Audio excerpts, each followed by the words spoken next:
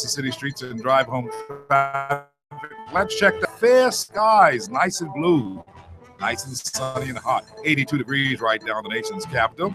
And there's a low tonight of 74, and there's only a 20% chance of rain in the forecast this evening. Thank you so much for joining us in the drive home. This is Hard Copy, and we're brought to you today by the folks who make it happen every day.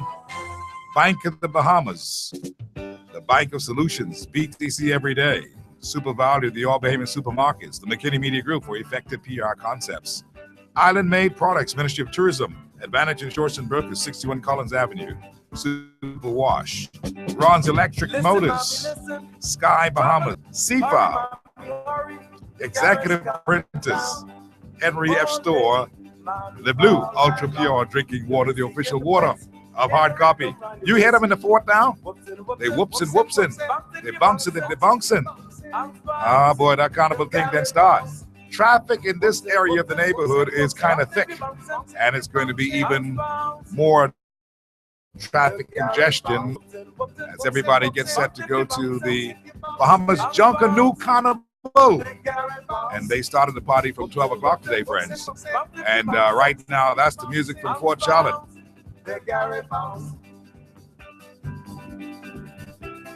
go whoopsin', whoopsin'. They go bouncing, they say. Anyway, Hard Copy today. You can call us at 325-0235 or 6. 325-0242 or 43.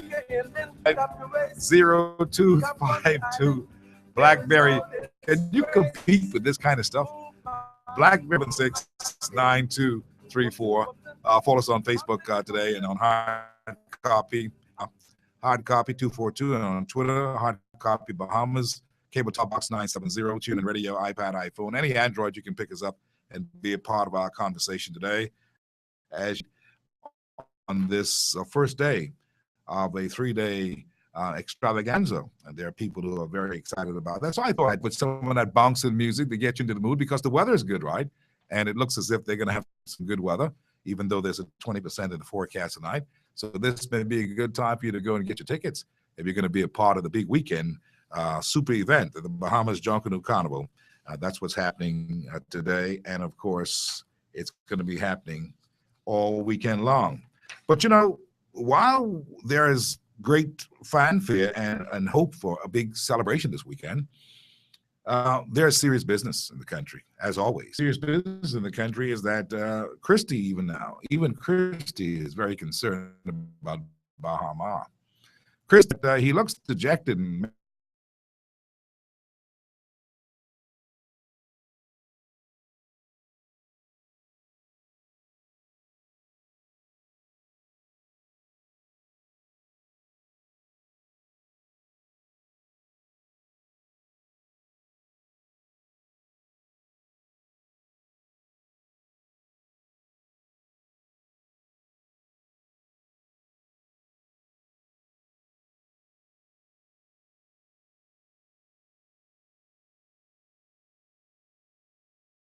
for gold in the West.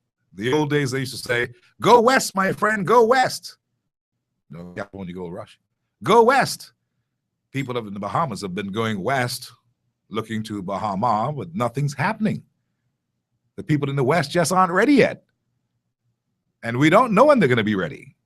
And it seems like there's a power play that's happening between Sarkis Ismailian and the Chinese construction company and those who've loaned him the money from the Chinese Exim Bank. It seems like these guys from China may want to be squeezing Ismailian out. Now, I'm telling you this first. Now, the other guys are not saying that. They're saying, oh, he's still got it under control. Well, let's hope so, because he's the man. This is a private business venture now. Keep that in mind. This is never a government thing, except that we gave a lot of concessions on land so that we can in turn get some ownership in some small areas and some jobs in plenty big areas. And so when Christie was feeling pretty chipper at the turn of the new year, he says, by March 27, he says, we will have some jobs. You know, the Christie administration is depending upon a whole list of elaborate jobs so that people can be put to work. There's a great level of unemployment in the country. And as a result of that, he has really been trying to get some people to work, but it's not been happening, not in his favor. And so he was there lauding and celebrating this Bahama situation, but it's fallen down so far. And Christie's whole focus on jobs had been really looking to Bahama. And it's not going to happen anytime soon. What's the latest that we know? We know that they're not ready. They're just not ready for opening. We know that they've decided that they're not going to announce any other new date because they've already been embarrassed 3 times. 3 big announcements, 3 big disappointments. So they're not doing that. They've already said we are not going to say any more opening dates for the time. And so many individuals have been left to speculate that maybe they will open in 2017. But of course, putting that out there, the feedback came from down there that no, maybe 2016, which tells us that it's certainly in 2015.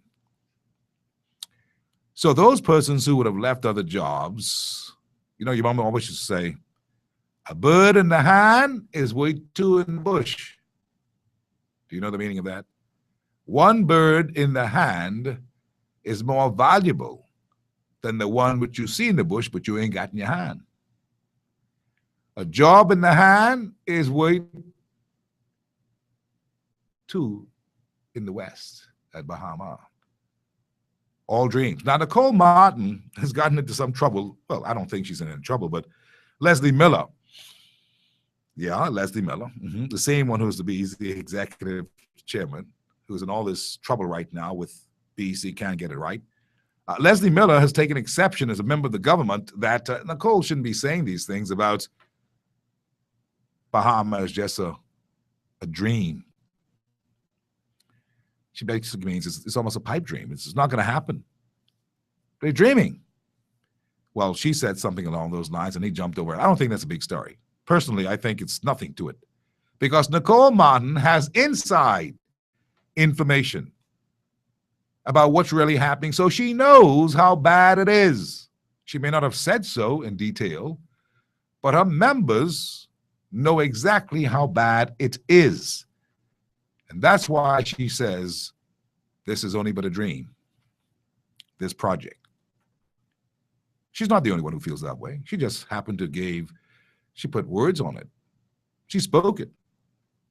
But there are many people who are feeling that right now. We see this monstrosity out there. It's just so huge to be a failure. We're hoping that, for goodness sake, let it not be a failure. But if you travel a lot like some of us, we can tell you many stories where we've been to wonderful, well-developed countries where monstrosities ability. Huge hotels, skyscrapers go straight into the sky, straight into the sun. Empty. And you ask the question, well, what gives? In Greece, Italy, what gives? They say, well, you know, they ran out of money.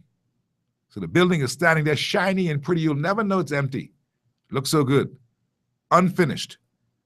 Now, let me just tell you something. In the Far East, it's the same thing. Have you ever been to the Far East? The Chinese are famous for leaving buildings standing up. I just want you to know that. So you can't say no one told you. Because you see, a lot of these guys are not going to tell you things. They're so hopeful and gleeful and prayerful and wishing and hoping and wishing that they can't speak like I'm telling you. I tell you this not to sound like I don't want it to happen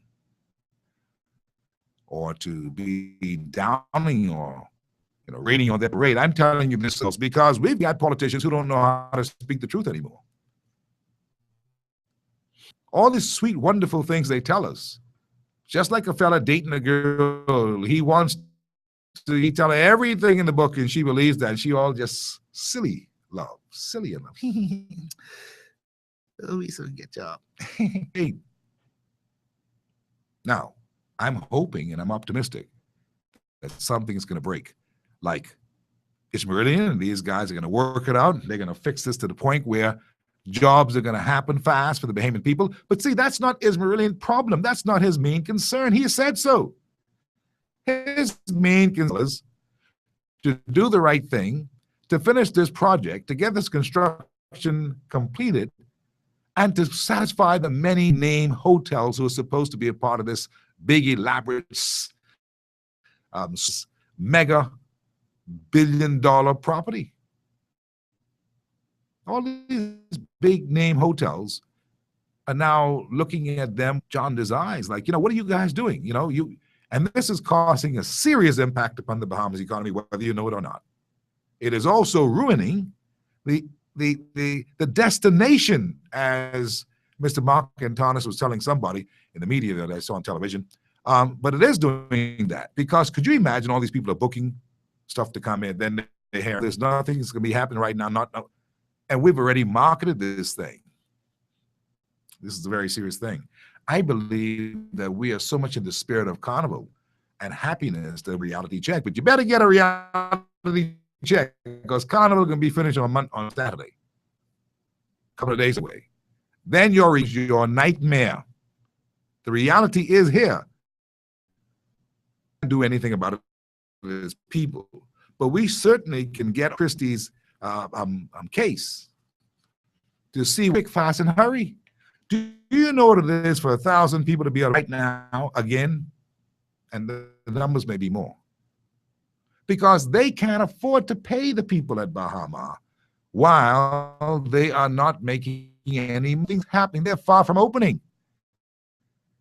And just the fact that they've made this decision, basically they have, to lay off some people. See, Christie is just, he can soft walk it into you. But we told you from last week. He's trying to kind of like give it to you easy. But that's what's happening. And as a result of that, these people who have had jobs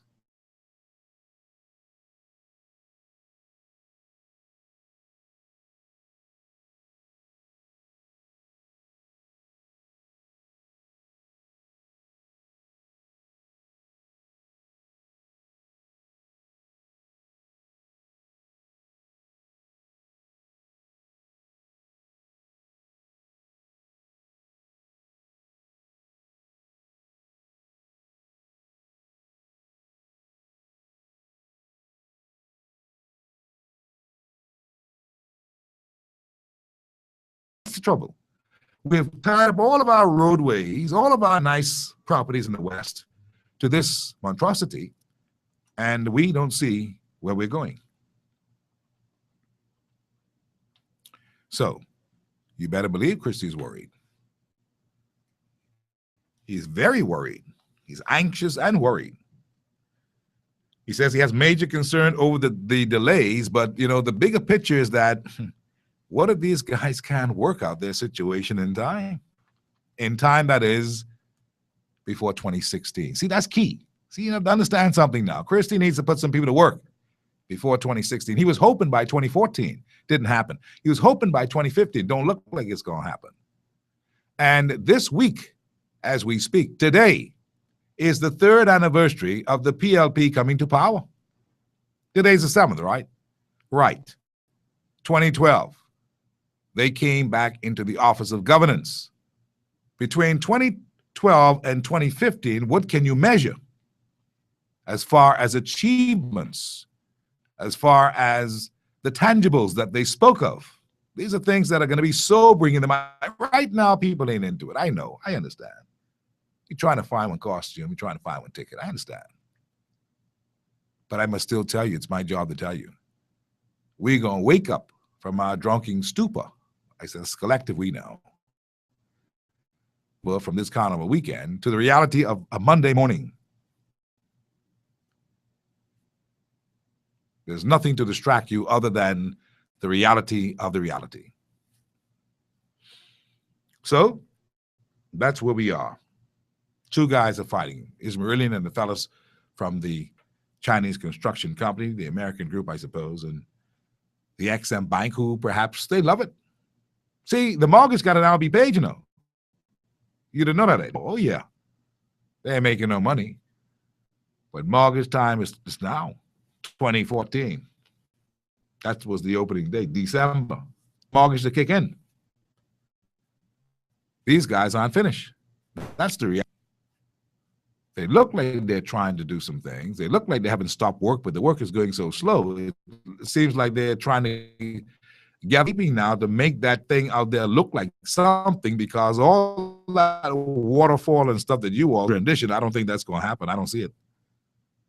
In fact, they've been covering up those ravines where the water is supposed to flow through for a little while, throwing sand in it, unless they're going to open them again. We are concerned about that project. And certainly we need more from about that. That project has caused us a lot of problems. Let me tell you something. People were coming here for major events in tourism because they were looking for those rooms. It ain't gonna happen. A lot of stuff in tourism got put off for next year. You didn't know that because there's not enough hotel rooms. You know, we've been bringing a lot of stuff into the Bahamas these days. IAAA, golf tour, all kinds of ways of doing all kinds of stuff, which is what we do need. The participant made a commitment to the people of the Bahamas, and it signed a heads of agreement. This project seemed to have been from day one. They have a litany of problems that they had with that project out there. And I'm not talking about people falling to that anywhere. I'm talking about how they handle the staff, how they close down one thing, send people home, how they've caused all kind of disturbance in the news. I mean, you know, I have a file on Bahama, right?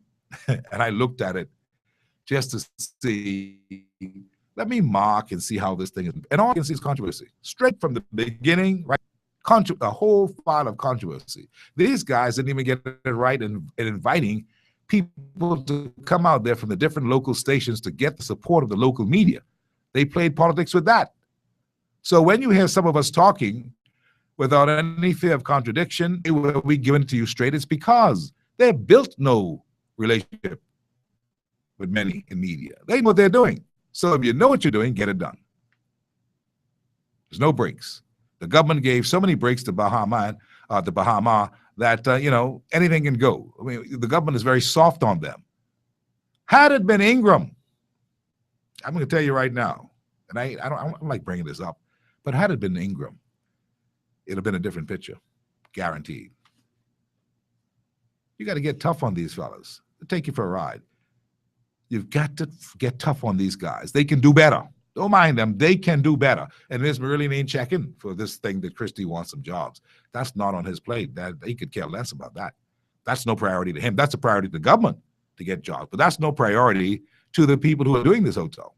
No priority. Never mind that they got all this nice land and concession. Never mind that. It's no priority. So I know it doesn't sound good. You don't like me saying it. That's the reality. We got to tell you now that you know. 325-0235 or 6. Is how you can call me today, 325-0242-043, 325-0252-053. I'm listening to you as well today. Give me your feedback. I have an open line going here. I'm talking about whatever you're talking about as well today. But I just wanted to get that in for you so you can understand where we are on this $3.5 billion project that seemed to be lacking money. Interesting. Anyway. That is where we are. So I'm taking your calls. If you want to, let's talk about that and more. But there are other problems that we have. That's the Bahama problem. The other problem we have is still, we are getting ready for the carnival this weekend, and we are ready. I think it's underway now. And they've got their generators, friends. I went down there to count the generators. The generators are in place. They're working well. You have no need to worry about blackouts. They're going to be fine. But we have a need to worry about blackouts in other parts of the island. We had one today. What time did your lights come back on? It was all over this place there, another blackout. Why? Because BEC sent a press release again this evening. These things are becoming very commonplace now. Bahamas Electricity Corporation experienced challenges with its generation network on Thursday, May 7th, 2015, on the anniversary of the PLP. I put that there. That's what they said. One of the larger units at BEC's Blue Hill Road power station tripped shortly after 9 a.m. this morning and was eventually returned to service just after 4 p.m. this afternoon. During that time frame, some customers would have experienced periods of supply interruption. This is their press release. The corporation apologizes for the inconvenience that the generation shortfall and resulting outages may have caused, its impact that should be on customers. Officials maintain that they continue to make progress in improving generation capacity in New Providence. A unit due to planned maintenance should be returned to service shortly, and it is hoped that the 40 megawatt Arico temporarily unit will be installed within the next few weeks. That's what they're saying. Sounds to me like within the next few weeks, you may have some more blackouts, but they have something that they're working on for 40 megawatts. That's what Leslie Miller was talking about to me the other day, 40 megawatts of, standby power that should take us through the summer. Let's pray and keep our fingers crossed, okay? Because we can't take too much more of this heat and darkness, okay? From one thing to the next, from too much rain to too much heat and darkness. What a country. But all is not lost. We've got some good news to tell you later on today when we continue here on the show, but I'll tell you this, right now, we're watching this Bahama thing, and hopefully we'll be okay for the weekend. We don't want to see everybody partying under the lights on Clifford Park and on the Western Esplanade and at RY Key while we drive from the darkness into the light to go and join them. Let's hope that they will keep things, that the IAAF championships or IAAF relays are now finished. So we didn't have any embarrassment there. That's good. But now we've got some other fish to fry this weekend, if you know what I'm saying. Let's run to the break, and when we come back here this evening, I want to tell you some other stuff that's happening here about another big company, time not really Rubus, but some fellas right across the way from Rubus, and what they are doing, and how they've gotten away with what they are doing, and it seems like there's nothing that we can do about what they did and got away with. This is Hard Copy, 325-0235 or 6, 324-2043, 325-0252 or 53. We're back after these words.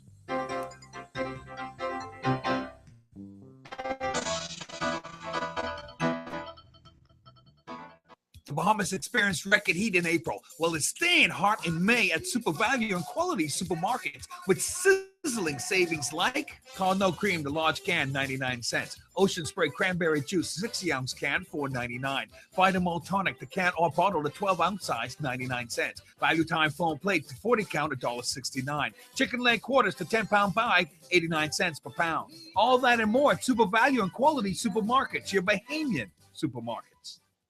When I fly with Sky. Sky Bahamas.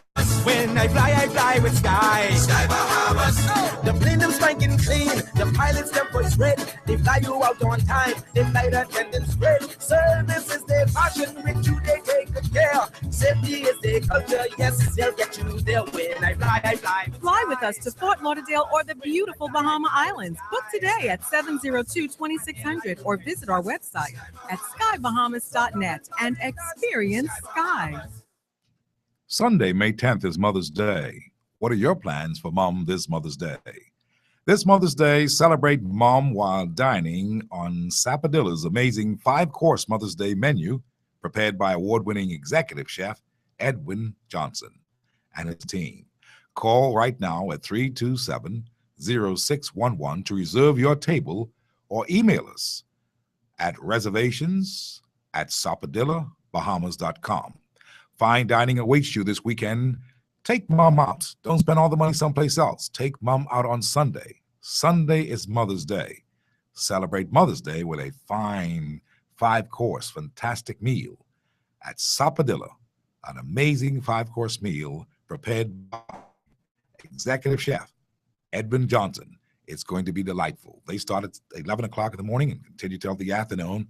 Book your reservations right now by going online, reservations at sapadellabahamas.com, or call them to make your reservations at 327-0611.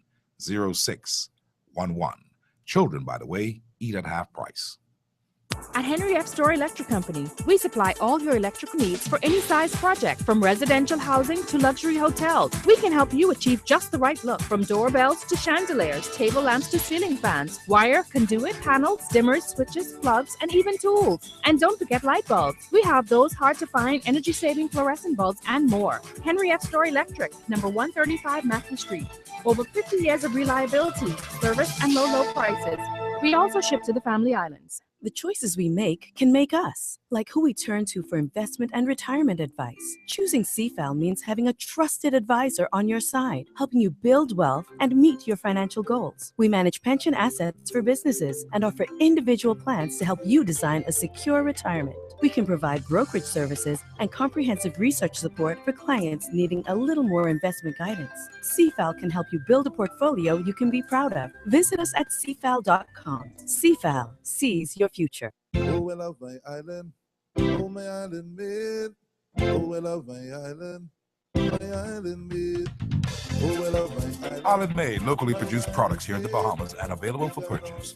For more information about our products, give us a call at 362-1102 or 362-1113. Right, located in the Bacardi plants, encouraging you to buy Bahamian and support local entrepreneurship. My island made. We got in the country, that's my island made. What happened to Chloe Ann? You mean Hans? She lose one bet with me. What kind of bet? I tell her that steam pressing to Charles Sanders Superwash is cripsier because the steam presser newer.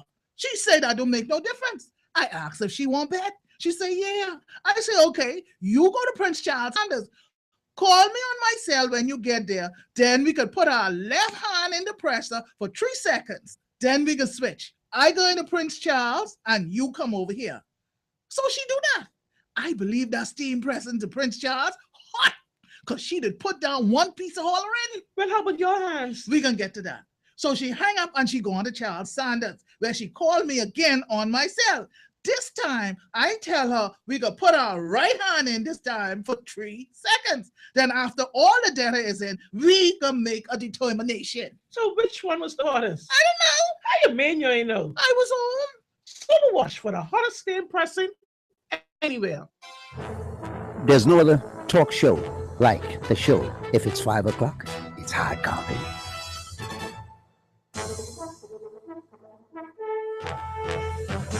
Get up on the telephones and give me a call. I want to talk with you today. We've got lots of things to talk about. It is still a working day, and my telephone numbers this afternoon on this open line that we have for you, where you can call me and tell me your views and opinions on any number of things, including what you thought may have happened in 3 years here in the governance of the Progressive Liberal Party. It seems as if the big celebration will kind of overshadow any other celebration as it relates directly to the PLP being elected this day in 2012. Now, they are the 3-year mark, and they've got to start doing some things very fast. This is where the government, the actual operations of good management of a government must kick in now, because really, you're looking at just one solid year to go. You know, the 2017 is actually an election year. So if they're going to keep it around May, there's not much time in 2017. So you've got substantively just between now, today, and May of 2016 to make some big corrections. So it's a tall order. It's a tall order. And the government came in on this day. They promised a lot of things to a lot of people. Now, of course, some of these things were just, piped up kind of fluffy or fluffed up promises of, politics. That's just politics. You couldn't be expecting that everything they say they was going to do. But there were some things that they told people that people thought they would have done. That is the 10,000 job thing and all that kind of stuff. Well, I'm saying today, as we talk about it and we look back and we also look forward, we know that there's not much time for them to get their act together and to do better if they can. It has been a bad economy. It has been a rough and tumble time. These are not excuses. These are just things that we know. They will have to tell you why they've not been able to do as many things in 3 years as they had anticipated. By this time, for sure, many things that they had planned should have already been done. For instance, the Prime Minister and many others in the campaign had talked a whole lot about this idea of a generation property being made available to the many persons of the generation, and them able to go to the bank and get some monies and do something with the property. No such thing has happened yet. This generation property thing can be a big feather in the cap for the Christie administration if they were looking along the lines of truly doing this. That perhaps just was talk. At least at this time, that's what many people think. What do you think? Was that just talk? Is that possible to do? Is it possible to make sure that people who have generation property are able to get title to it, real title, individual titles to this property, and to go to the bank and get loans? Land is always good, no matter what you call it. It's land. It can move. It's good stuff. And I believe that if the Christie administration was truly and soberly and seriously looking at this idea of generation property, that could be a big feather in their hat to make happen. It could be a big plus for a lot of people in the family of islands and in New Providence to get a good start. That could just do it overnight. That can happen overnight. I mean, and when one considers that we're looking at the fact that so many people have lost their homes, something we hardly talk about now. But the Christie administration had told us at the beginning of this year, around January, that, they're going to look at that again. Mr. Christie said so. Michael Akita said so. There's nothing happening. He, in fact, Mr. Christie said that they were working with a bank. Do we have those sound bites from the Christie interview? That he'd be working with a bank, and they were working with a bank to get some things going. See, and this is a very important thing. Not that you want to play politics with it. It's just that this is the anniversary, and you've got to look and measure.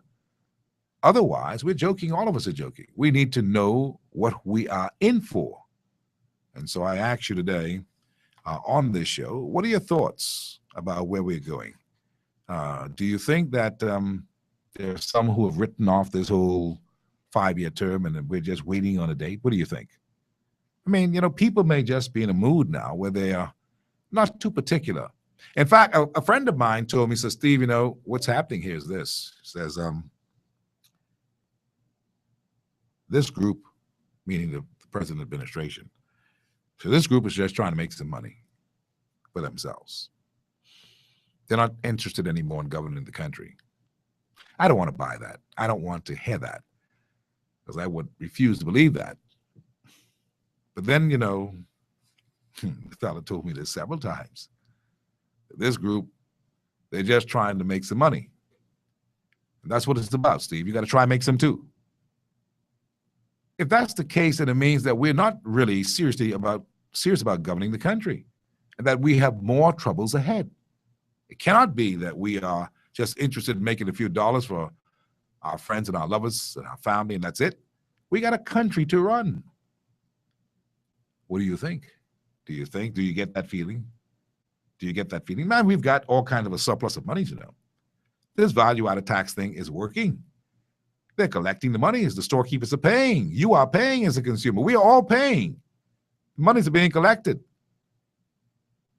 Will it go toward the national debt? Our foreign debt? Is that where it's going? It should be going there, but as I understand it, we need as much money as we can to pay the bills that we presently have, that we incur every month. Is anybody checking on that? Has anybody been saying anything about that? What are your thoughts along those lines? You can call me, 325-0235 or 6, 325-024243 and 325-025-2053. I'm not in line today to do any gradings. That's not, I think what has to happen here is that sometimes we make a mockery out of these things to the point where it loses its effect. We need to seriously and soberly be speaking to the government even on this first day of Carnival so that they can stay on page. Because I tell you, friends, we shall all be sober. This is the collective we now. We shall all be sober, very sober, by Monday. Does it mean that we should just relax ourselves down and let the party just go on and say nothing now? Because really, we got a country to run. That's my big concern. But if you're not concerned about it, then I suppose when the party's over and done with, we'll deal with those problems there. I got a letter today from a friend of mine. It says, Steve, my brother, hold the faith. You are not alone. Serious fighters are preparing for battle, and we will win this upcoming war. Says, I want you to be aware of the government's plan to close the most public beach in our Bahamas, Long Wharf at the Western Esplanade, during Carnival. Bahamians who have God-given and nationally protected rights of access to any waterfront in this country due to the fact that the high water mark and below it is a public property anywhere in our Bahamas. We the people will have the fundamental right stripped. This is what this person is saying to me, that this weekend, we the people will have the fundamental right stripped from us in order to accommodate our beach being used as a private venue by our government, which we will have to pay to attend on our public beach. We the people will be denied access, says the letter writer, to our public crown land to which we are granted access to as a fundamental right in order for people to pay. We're going to be denied so that people can pay to get naked, shake up, jump up, and paint our town red, pink, and blue, and yellow, every color in the rainbow, says the letter writer. He says, add to this the fact that our Royal Bahamas Defense Force Marines, who are charged to guard and protect our sea borders, including coastal beachfront, are to be assigned the duty of policing our harbor in order to ensure that people don't access the venue via the beach, meaning that you can't come by boat to get onto the Long Wharf Beach to get into the venue for Carnival. He says, Steve, there is a legal right of egress and ingress for maritime traffic in and out of Nassau Harbor. There is the principle of not being able to deny safe harbor for maritime traffic. Then there is the right of any Bahamian to land on any beach, public or as attached to private land from sea for any reason at any time, says the letter writer. He says, Steve, these actions are those of a fascist, totalitarian state. These people must be stopped, is what he's saying. So this is somebody writing me. I got this, by the way, yesterday, and I didn't get to read it, so I read it into the records today, that a Bahamian is concerned about what's happening on the waterfront. Now, we get that all the time, that, you know, you can go into the water and go to any event. We've seen it happen all the time. But this time, the Marines are going to be out. So if you plan to go to the Carnival this weekend in your boat to see what's happening, like some people do, you will not be able to go onto the beach, and you will not have access into the harbor area where that event is happening. And this person who's a lawyer says that that's illegal because there must always be maritime access to anything in and out the harbor. Now, you may say that's stretching it, but you know, hey, these are the opinions of Bahamians who are thinking these days. These are the opinions of Bahamians who want to see things happen in the right way for Bahamians in the Bahamas. And so we open our lines for you, and you can call us at 325-0235 or 325-0242-4043, 325-025-2053. Send me a text message as well, like I'm going to read some right now, and you can send that text message at 376-9234. This person says, Steve, we need to do a week of addressing these foreign banks. These banks are exploiting us, and our government outright refuse to deal with these serious matters. So, Steve, we have to address this matter of the banks. Well, we've been talking with the banks, friends, for some time. And what we've been talking about the banks has been that many of our people are being laid off because jobs are going someplace else. You see, I don't believe that we are serious about these kinds of issues. But when those jobs go elsewhere and Bahamians are laid off, those big houses, they go up for, what you call it? Repossession. And that's because we are not paying attention as a people. Nobody can make you pay attention if you're not interested. If you just want to party, then let's go. Let's party straight through. But when it comes to the things with the banks, the government ought to be held accountable because they need to be thinking creatively. See, we can see the trends. We see the writing on the wall. We see what's happening. What are we going to do about it? We see Royal Bank are made of a great load of people. Scotiabank is. What are we going to do about it? When I say we, the government of the Bahamas. But as I said, Christie and those have their plate full, man. This Bahama thing, these banking things, this repossession of homes, this joblessness. This is a rough and tumble time. 3 years in, it's a rough and tumble time. What are your thoughts? Okay, so I'm listening for what you have to say today, and you can text me as soon as you want to or speak to me on the telephone as we try to assist as best we could. This person says, Steve, at this point, the Christie administration has suffered too many injuries to heal in time to make the 2017 Olympics. That's one way of putting it. Is this a doozy? Is this a washout? Have they reached their Waterloo? Can you call me? 325-023516. Hard copy, how are you? Hey, Steve, how you doing, man? Very good, thanks. You know, like, it ain't, I hear you, saying what you're saying, right? And a lot of people, I think, got,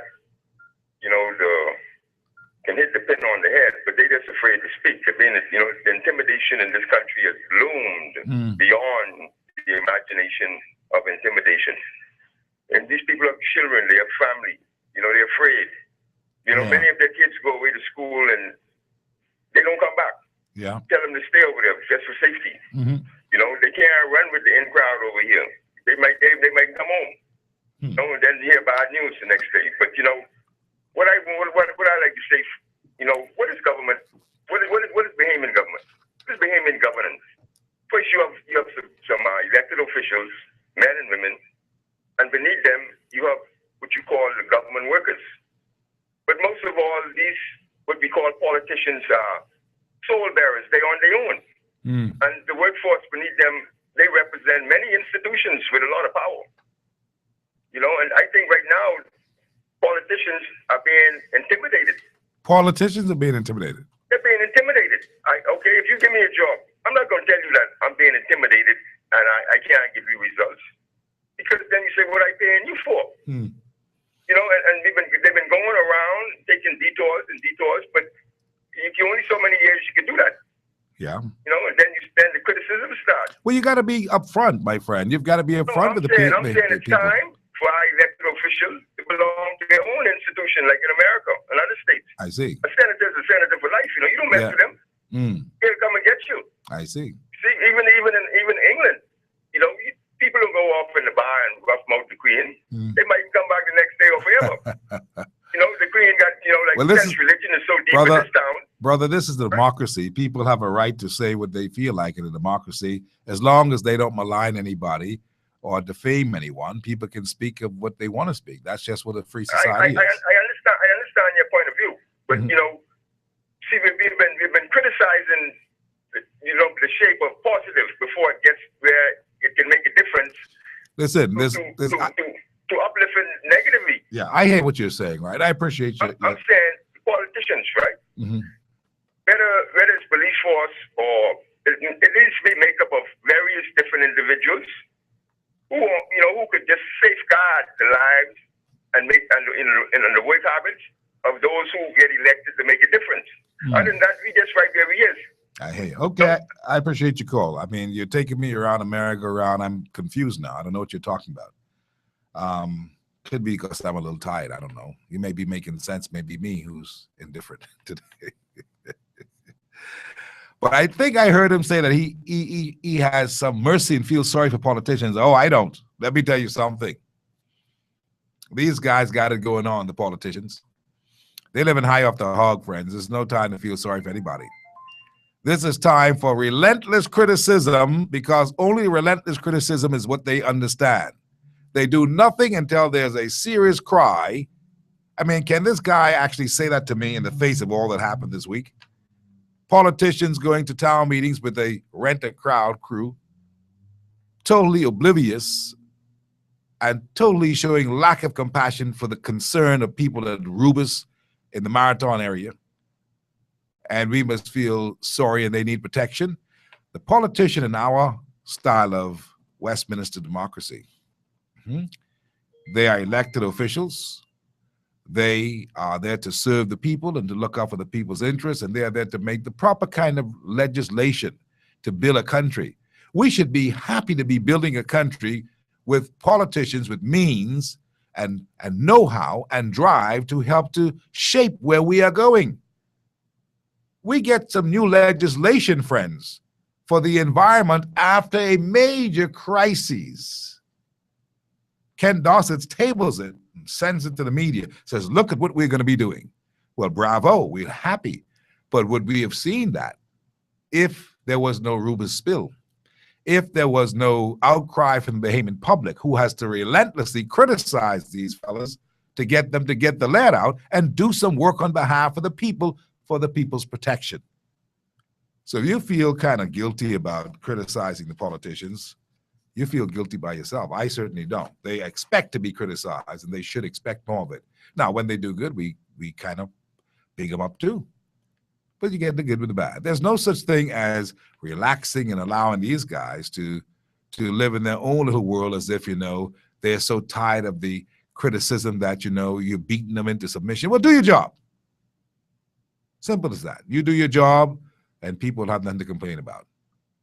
There will always be some complaints, but we'll know how to, we'll say, well, that fella's just, he's going over the top with that. That's not necessary. And people have sense. But when you're not doing your basic job and you want to be praised, you got to be joking. The days of worshiping politicians in the Bahamas has long been over. There was a time when they were worshiped, You didn't know that, eh? Man, there was a time when they were so big, when you went for a government job, they used to say, where's your letter from your MP? Because that carried a lot of weight. Hard copy, how are you? Hello. Hi there. Okay, Mr. McKinney, this is my concern, right? Mm-hmm. What are people celebrating?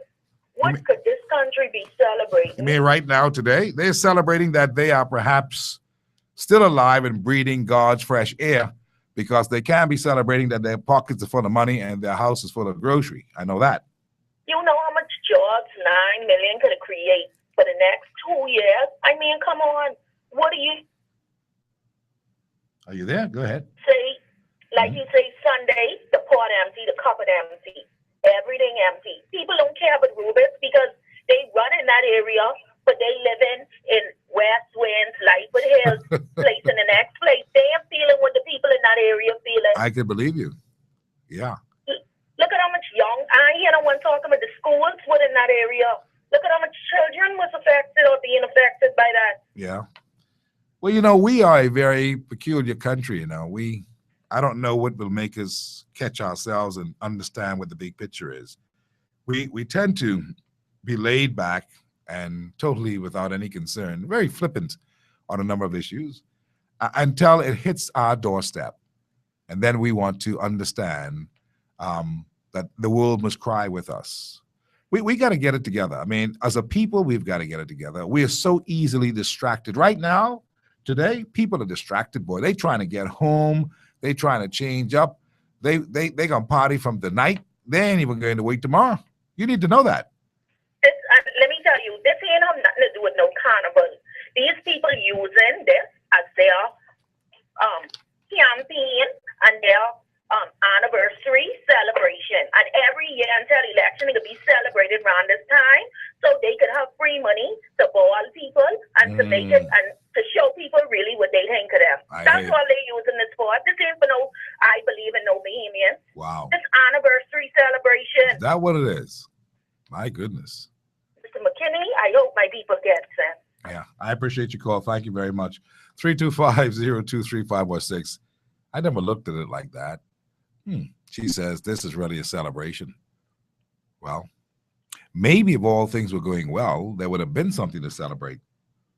Okay, we do have some things to celebrate. Let us look at the things that we have to celebrate. Can you help me count the things that we have to celebrate? We got web shop to celebrate.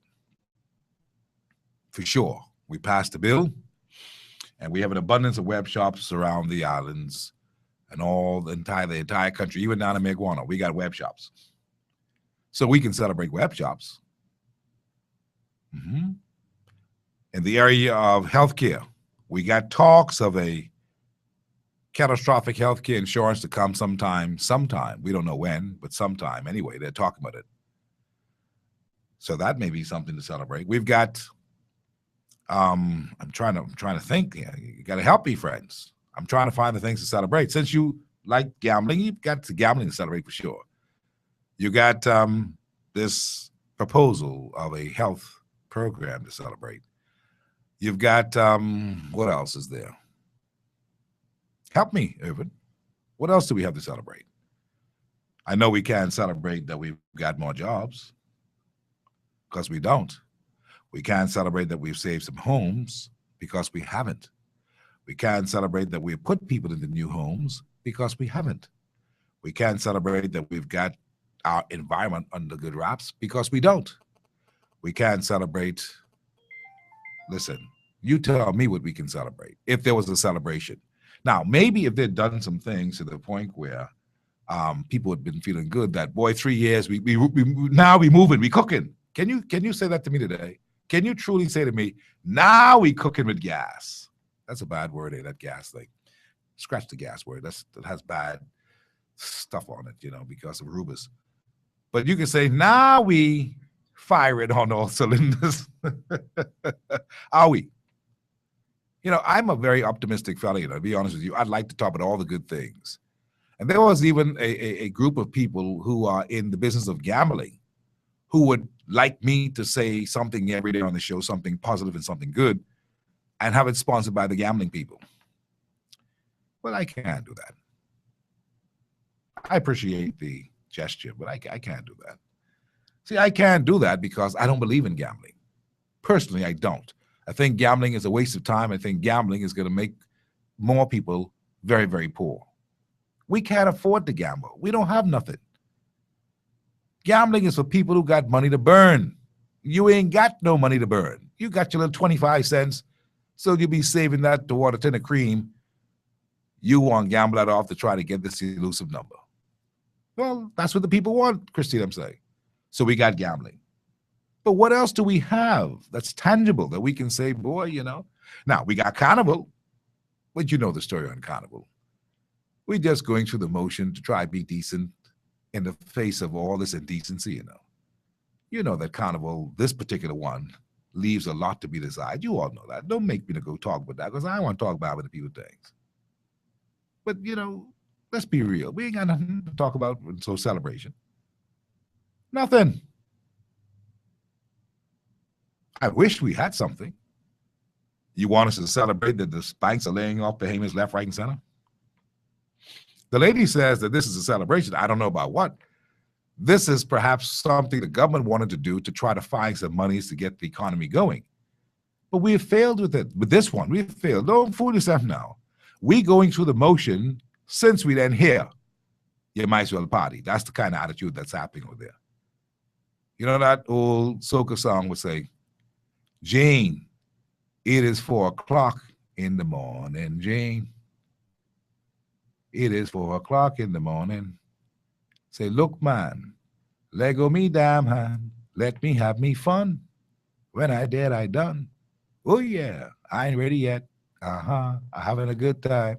That's where we are. We at a point where there's nothing else that we got. We got some music, we got some band, and if we got $15, which is the lowest admission you can get, we can go to the fort and see what we can find. It's a party. And it's a party to keep you on the party line, distracted and having fun. Totally libated. Drink plenty of that stuff and feel good. And there's a time for everything. Maybe this is a time for fun. I'm not hitting your fun. Listen, go and have fun. Be safe, but go and have your fun. All I'm saying to you is this. Let's don't get mixed up and talk about what we are celebrating, because there's nothing to celebrate. What we should be doing is having a sober time of reflection.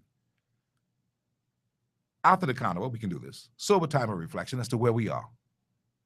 And what we're doing. It's 3 years, friends. You didn't even realize that, 3 years today. How far have we come in 3 years? And what's anticipated for the next 2? You have to eliminate one, because the truth is 2017 is not a full year. That's the date of the next election. We in 2015, it's one good year, 2016. To get all the wrongs into 2016 is going to be a tremendous, tremendous effort to fix all those things that went wrong in 2016. And that's the reality of the politician. So they might as well get used to it, roll up their sleeves, face the music, and let's go to work. Because the party that you have now, go have your fun. I going to say, go have your fun. I'm not going to rain on your parade. You go and have your fun. But Monday morning, God willing, let's forget about the fantasy and get into the reality. Because plenty children need bread on the table. Plenty people need to save them houses. Plenty people need JOBS. Not only in Nassau and Freeport and Abaco, but in Maguana, in Cat Island, in St. Sal. Yeah, they need to have some things happen for them. That's the reality. We could get mixed up all we like about reality and fantasy. We know it is fantasy. Fantasy is when you believe that you can catch them numbers for sure tomorrow morning when you dream. Fantasy and this dogmatic fantasy is when anybody have a birthday that you want to play that number and you ain't even got 25 cents. Come now, friends. Let's be real. I love you all, and I care for all the politicians too, so don't get me wrong. And I want to respect all of them, but I want us to have a reality check. Go have your party for your carnival. That's good. No problems. When that is over, I want to hear succinctly from these politicians, what's the plan? For 3 years, we've been waiting for this plan. What's the plan? And so don't get mad at me if I keep a sober head, because somebody got to stay sober to drive home. While you all want to go and get drunk, that's good. But I can be the designated driver. I ain't drinking. I can keep my hands on the wheels of the country till you all finish partying. Is that okay? Thank you. Hard copy, how are you? Hard copy, how are you? Hard copy, how you doing? How you doing, Mr. McGinnis? I good. How are you? Everything all right. I was thinking the same thing all day, what that lady said about this. Probably that's a big celebration for them. I thought about that today. I thought why they had to have it on the 7th. Yeah, 7th, This is 8th, the and day when 9th. they win the election. 7th, 8th, and 9th. Yeah. But, I usually play a lot of ball on Saturday morning, right? About 2 hours of basketball. Mm-hmm. Our kids, the place I usually go and catch a swim. Mm. Right? It's a good thing you came on and said that the chance was you were bucking it. Yeah, no, not tomorrow. You can't go there tomorrow. No, not tomorrow. I can't go there Saturday morning, sir. Well, you can swim if you swim from perhaps up by Prince George Dock and swim down, then swim back up. Anyway, thanks for the information, man. I just a lot of van, not a beach. Yeah, you could probably go further west and go on Saunders Beach, but just be careful, okay? Yeah, all right, sir. I appreciate your call. Yeah, well, it's an area that's been cordoned off with the official blessing of the government of the Bahamas, and I understand. Listen, I have no difficulty with that, I'm only telling you a lawyer wrote me to remind me that this is what the situation is, and it should not be, because at no time should anybody not have access through the high water mark of any beach. That's a rule. That's a fact. But in this case, they so good, they know Bahamians scared of water and don't go swimming. So you ain't going to go to dive overboard to swim up to the high water mark to watch no carnival. I know you ain't going to do it. I know they know you ain't going to do it too. Hi, Copy. How you doing? Steve. Yes, sir. You're the designated driver. I am the designated driver. You go ahead, have your libation. I'm going to stay sober. And watch things. Yeah, I going to watch things till when you all finish partying, and you're going to ask me on Monday, so Steve, so what we do now? And I can say, hey, why don't we have another carnival this weekend? But the spirits who would guide things in line, they ain't in line, Brahma. They ain't in line. They control certain events happen. Right? Steve, I was just thinking back. What became of the $3 billion Mr. Christie borrowed from the Chinese? What's become of it? Yes. I don't know. Because he said he got $3 billion either to put on the debt or at a good interest. We here without no more. No, was it $3 billion? Yes, it was $3 billion. The Chinese loaned him or to put on an national debt or something. No, they were talking about getting some money. I don't think they got loaned him. My recollection isn't that we got $3 billion. Yeah, I thought we did, and it was better. It was a good interest. Well, let me check that because I might have been sleeping that day. Let me check that. Yeah, check that out in there. That's and then Obama needs some more funds. Yeah, I mean they should just do a public trade thing right now. Open this thing up and let's finish building this hotel. But they need some more Crown land then. No more Crown land for them. In fact, we should take back some Crown land because they've made a mess of most of it. Because it's real. Mrs. Merlin didn't wait $1 billion, but somehow we give him all this Crown land. The Chinese say, "Look at the land." And don't forget whose client he was. Pardon? Don't forget whose client Mr. Ismailian was. Yes. Who was his lawyer? I don't know. Who? I want you to research that tonight, okay? I know, boy, because about 5% of $3 billion is what? The lawyer gets it from its legal fees. Let me tell you something. Are the person who did Landis straight? Yeah. Well, anyhow, I appreciate your input, friend. But all I can tell you is this, right? That this is big money that we're talking about. When you talk about $3.5 billion, friends, I want you to know something right now. I can't count up to $1 billion, okay? Let me just tell you that. I get mixed right up because I can't count money like that. That's how far that is over the stratosphere in your lifetime. Now, let me tell you something. If you could imagine what $1 billion is and what $1 billion can do in little Nassau, it'll blow your mind. Now, since you then imagine what $1 billion can do, right? I want you to take a look at that Bahamas project out there and tell me if you think they spent $1 billion yet. Yeah, I figure that. You're thinking now, right? See, $1 billion is so serious bit of change. They ain't buy no land. So take all the land out of that. I want you to see something. I can peel this banana for you today because you all don't be thinking, especially today. This is a terrible day for me to be saying it too, because you all ain't into what I'm saying. You all into partying now. But I want you to think, if you think $1 billion down there, you show it to me. $1 billion and we give you all that land? And the 3 hotels that you never knock down, that the rules say, the agreement says that they will be imploded, them 3 hotels. I'll bet you any amount of money that Ismailian owned them hotels down there because the government sold that to him for $25 million. That was his startup money. $25 million for them 3 hotels down there. You hear what I'm telling you?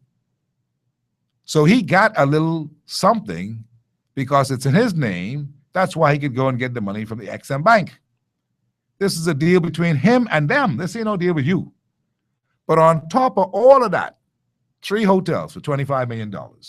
All that land out there that is ours, that they change our road, change we road, that we got to go another way. Change we landscape, change the way that we used to see the coastal area when we drove in that area. Okay. You think that cost you $3.5 billion a day? Listen, please. We give the land as ours. We give them the land. All of the Hobby Horse racetrack and all of West Bay Street in that vicinity. So if they paid for that, $3.5 billion. So you mean that hotel, that building, that cheap-looking building down there would look like it made of paper? Now, I mean to be critical. I only trying to put something to you right here today. And you can call me and dispute it. Even Sandy and them can call me and dispute it. I hear them stuck in their teeth. But they can't tell me no foolishness. $3.5 billion. They got money problem right now. The little piece of road just got tar on it. Hold on now. And all that land is ours. Well, what they spend $1 billion on so far? Not that building. Because you remember now, Bahamas built that. Prisoners built that from China. You think it cost them $1 billion to bring the Chinese here to build that? You all gotta let's get real, man. Don't let these people jive you. Just one big jive. Just a big jive, you know. You all are sleeping. I know you see what I'm saying. And I know you believe me because guess what? Look at the hotel, man. And I know contractor. So I don't know the value of no sheet rock and thing like that. I don't know what it is. But that thing down there, that looks so paper. We know what good building look like and real strong building. Look at Sun Building. See how strong it is? That's real building down there. That's real concrete and thing. On Sun, on Atlantis, that's real building. This thing down here would look like paper mache. $3.5 billion. Listen, man. A fellow way back in the day by the name of Marcus Garvey said, don't let no man bluff you, boy. The world is run on a bluff. Don't let nobody bluff you. Show me the money. Hard copy, how are you? Boy, Steve, you mentioned my magic word, Marcus Garvey. That's my man. The people them know, Steve, the people them don't know what $3 billion is. $3 billion is, $1 billion is 1,000 million. People them know, and this our richest behemoth, maybe have maybe $500 million. $1 billion is 1,000 million. But Yeah. I digress. Steve, you ever watch this movie called The Titanic? Yeah, boy. Yeah, it's a point in the Titanic when the ship was going under and the band was playing. Yeah, they say let the band play on. Let the band play on. And I liken that to what's happening in the Bahamas. That's right. The people them scrapping for food, the people them scrapping for shelter, And the band plays on. playing on. And the captain of the ship, he goes into his living quarters, which is very luxurious, wealthy. Pours himself a $400 bottle of whiskey, sits down, and he thinks that the ship sinking ain't gonna affect him, but the whole ship going under and the band playing on with Paul Major and the rest. That's what I like in this situation too. Let the band play on. My But you Lord. have a great day though, Steve. I appreciate it. And playing on. Yeah, thank you very much. I like that kind of description. You know, the band plays on is correct. We are watching the demise of a lot of things that have been traditional for the Bahamas as far as progress is concerned. You know, we're proud people who want to see things go well. And we believe in ourselves and believe in our country, but you know, really, the only bright spot that has happened so far for this year, for me, has been the IAAF relays. And that's not because of my sports background. That is because I saw flashes and signs of what we could be. I saw it. I saw the possibilities of where we could go. I saw it. I saw the foreigners who came understanding what we have. I felt it. I said, boy, this is it. Can we just now duplicate this in everything that we are doing? In our government jobs, in the workplace, in our way of doing service in the country, in our hotel sector, in our politics? Can we just duplicate this spirit of excellence and achievement? I saw glimpses and flashes of what we could be. I felt good. But on a daily basis, my life is marred with the nightmare of what is. The what is a nightmare. Poor handling of governance, a lackadaisical attitude, a laissez-faire mentality, a kind of laid-back situation of apathy, a jokey people of politics. That's what I see on a daily basis. We play more politics than we have sense. You see this Rubens thing? Another lesson in the kind of thing that make you cringe. Oh my God. Are we that foolish? Are we that low? Can we play at that level? I mean, you know, that's for me, you know. That's why oftentimes I get quite emotional on this show. And I hold my words because, you know, it is just so sad, you know. I wish I didn't care. Honestly, I wish I didn't care. If I didn't care, I'd been better off. But because I care, like some other people care too, because I'm not the only one who cares, I labor with it. It's a burden. When are we going to get it together? You can't just party every day. You have to do some other things because there's a time for everything under the sun. It's always been that way. There's a time to party, and this may be the time now. Okay, fine. But there's a time to get serious and sober so we can build. You know, what I've been doing deliberately, and this is an admission to you, I've been deliberately playing Miles Monroe soundbite to keep us sober. That's the truth. I need us to stay sober in this period because soberness is how we're going to catch ourselves to do what we're supposed to do for the next generation. But oh, my people, what a stubborn people. We just want party. We just want to have fun, man. We ain't reached yet, you know. See, millionaires have fun after they make the million. And they work hard. Then they can relax and enjoy themselves. We don't even have a 1,000 there yet. And we want party only. Anyway. Hard copy, how are you? Hello? Yes, sir. Good afternoon. How you doing, sir? I'm fine. You got your junk in the costume yet? I've been trying to reach you for a while. You have? First of all, I'm employed at Bahama. I volunteer to work for you free if you allow me so I can learn the trade.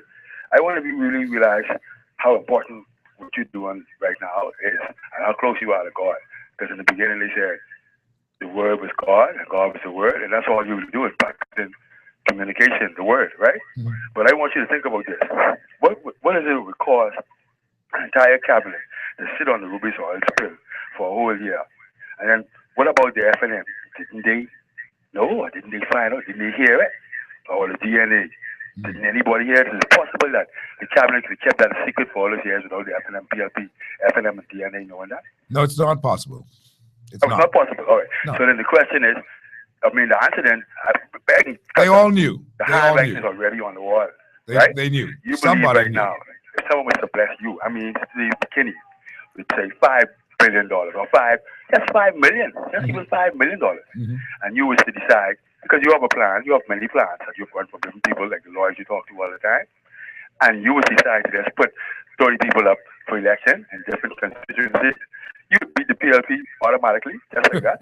And because we know that the FNM and the DNA are in the same position as the PLP, like you said, they knew about the oil spill, but they appear as if they don't know. And that means they're in collusion together. So a fellow like you who have all the questions, only thing you really need is money and the will to start a party. And in 2 years, you could be in the position to find out why the Chinese came here, lied to us like they're going to build a hotel, and then cut it short. They're not serious about the hotel, you know. I can tell you what they take that land for. They're interested in the natural resources. The thing that is selling all over the world since the 1940s was the Aragonite. They know that. So if they could own the beaches, and they could dredge it, and they could do what they do in Bahama Bay, Bimini Bay, all those other places that they know where sand is being sold, Grand Bahama, Ocean Key. They know that because there are only 3 companies in the world that deal with Aragonite. So the Chinese know that too. You see? So I'm just saying, the PLP are making money, just like the caller said earlier. They're celebrating the 3rd year. They're not worrying about governing the country anymore. The $200 million or whatever they spend on Bambi, it's just a way for them to get more money. That's why God's team out to great. The $9 million is just a bunch of foolishness. And that's what, they just into partying right now, like you said. But I want to watch this. The people are praying for rain, right? The rain didn't come today because Bahama has to perform to prove culture of the Bahamas. But watch tomorrow and Sunday. I bet you the rain will come because we are a Christian nation, and so are you. That's all I appreciate it. Thank you very much for your confidence and all of that. And I hear what you're saying and so forth. And there have been many people who believe that something has got to give with a new political party. I don't know if that's the answer. But I do know that we've got many bright men out there and many courageous men out there. I talk with them all the time. I talk with Paul Morse every day. I talk with John Bostwick every day. These are brave fellas. I talk with Hassan Moutri and Ali McIntosh. You all take Ali McIntosh for a joke. These are people who've got great ideas and they've got that thing called courage. You know, once upon a time, there's a woman by the name of Doris Johnson who came off just like Ali McIntosh. In fact, Ali McIntosh is a reincarnation of Doris Johnson, if you know your history. Same spiritual background, same one woman kind of show, misunderstood and not believed. There are many people out there who are ready to do something. Then there's Brother Andre Rollins, and there's Renwood Wells. There's Brother Greg Moss, who still, in my view, has a lot to offer. There are several others of them who are right now residing in the PLP, several of them who reside in the AFM. There's Darren Cash. Love Darren Cash. I think Darren Cash got it. There's some people out there who has it, you know. They know what to do. There's something that's preventing them from coming together. And you know what that is? Selfishness. That's what's preventing them from coming together. Somebody has got to be smart enough to pull together and to try to make the paradigm shift that Dr. Monroe's been talking about. It's there. It's already written. It's already spoken. It's real. But you see, we're so busy in fantasy and reality, we are getting mixed up. It's real what he is speaking. That the old armor cannot keep the Bahamas any longer. Let me tell you something, friends. I got information today, late this afternoon. I'm still checking it out. From a person who would have had hands on to this, and that's something at the hospital. Talking about the old arm the old God, it just can't hold us anymore. We're in a different dispensation, but we don't seem to understand that. This is time for new blood and new ideas and new technologies. This is a different age. Could you imagine at the PMH as we speak, there are more than 200 people who await dialysis because of kidney failure. It means nothing to a lot of us because, we'll be okay right now, but one day you may have kidney failure yourself. No one cares about the blind. One day you may be blind. You never thought of these things because you're partying. You ain't got no time for that. And that may be a good frame of mind to be in. I don't know. All I'm saying is this. I get these complaints all the time to my desk. So my world is a little different from your world. You may see the world in a big, pretty way with nice sunshine. I see the world still gloomy because the Bahamas, because of the things that I know of that I don't always talk about. I try to quietly do a lot of things in a quiet background so it could get corrected. I don't bring everything to this day. When you see me talking on the air with these matters, that's because the fools who you're talking to, and that's what they are, they decided they ain't checking for nothing. They doing what they feel like doing, and they don't care what you say. Stiff-necked fools. That's what the Bible calls them. So when we're looking at this whole thing with the hospital, Dr. Perry Gomez has got to assert himself. He's got to assert himself and be a minister of health for real. Not on paper, but for real. It's just not his personality. He's a quiet fellow, withdrawn and reserved. We are in a health crisis in this country. At the PMH right now, 200 and some waiting for dialysis on a daily basis. How many machines do they have? 10. Do you know what they've done? And I want them to call me and tell me they ain't so. They have, instead of having a 4-hour run per patient for dialysis, they're cutting it to 2 hours. It's not sufficient. The requirement is 4 so the blood can be cleaned up to take out the toxins since the kidneys don't work no more to do that for you. Do you see? So 2 hours per patient with 10 machines, 10 working machines. And of the 10 machines, only 7 for the regular patients who don't have any infectious diseases. So 3 are for the people who have infectious diseases that you could easily catch. Those 3 aren't really working. Now, to me, I've been praying for that already because really, I just got this news today, this afternoon. But I got to pray for that because that can't be real. And when I think of it, they don't like Steve for saying these things, but I got to tell you because it's in my heart to tell you. How do you rationale in your mind that 10 dialysis machine for 200 people a day with 7 reserved for the normal people and 3 for persons who have some ailments that you don't want to contract. How do you rationalize in your mind that we can have any big celebration that costs $9 million when this is an urgent matter of help, life and death? How? See, because if you tell me and you convince me, I may feel better, but I can't rationalize it. I can't come to terms with it. I can't see how this is not a priority. I fool like that. You know, a politician who's now sitting used to tell me all the time back in the day, in the early days of broadcasting, he said, boy, you ain't going nowhere because you care about people too much. But you tell me how you can party, all right, and spend $9 million or even $1 million. And we don't have enough dialysis machines. Yesterday, a boy at the age of 21 died. He was taking dialysis from he was 9 years old. 21. Come now, people. I don't want to rain on your parade.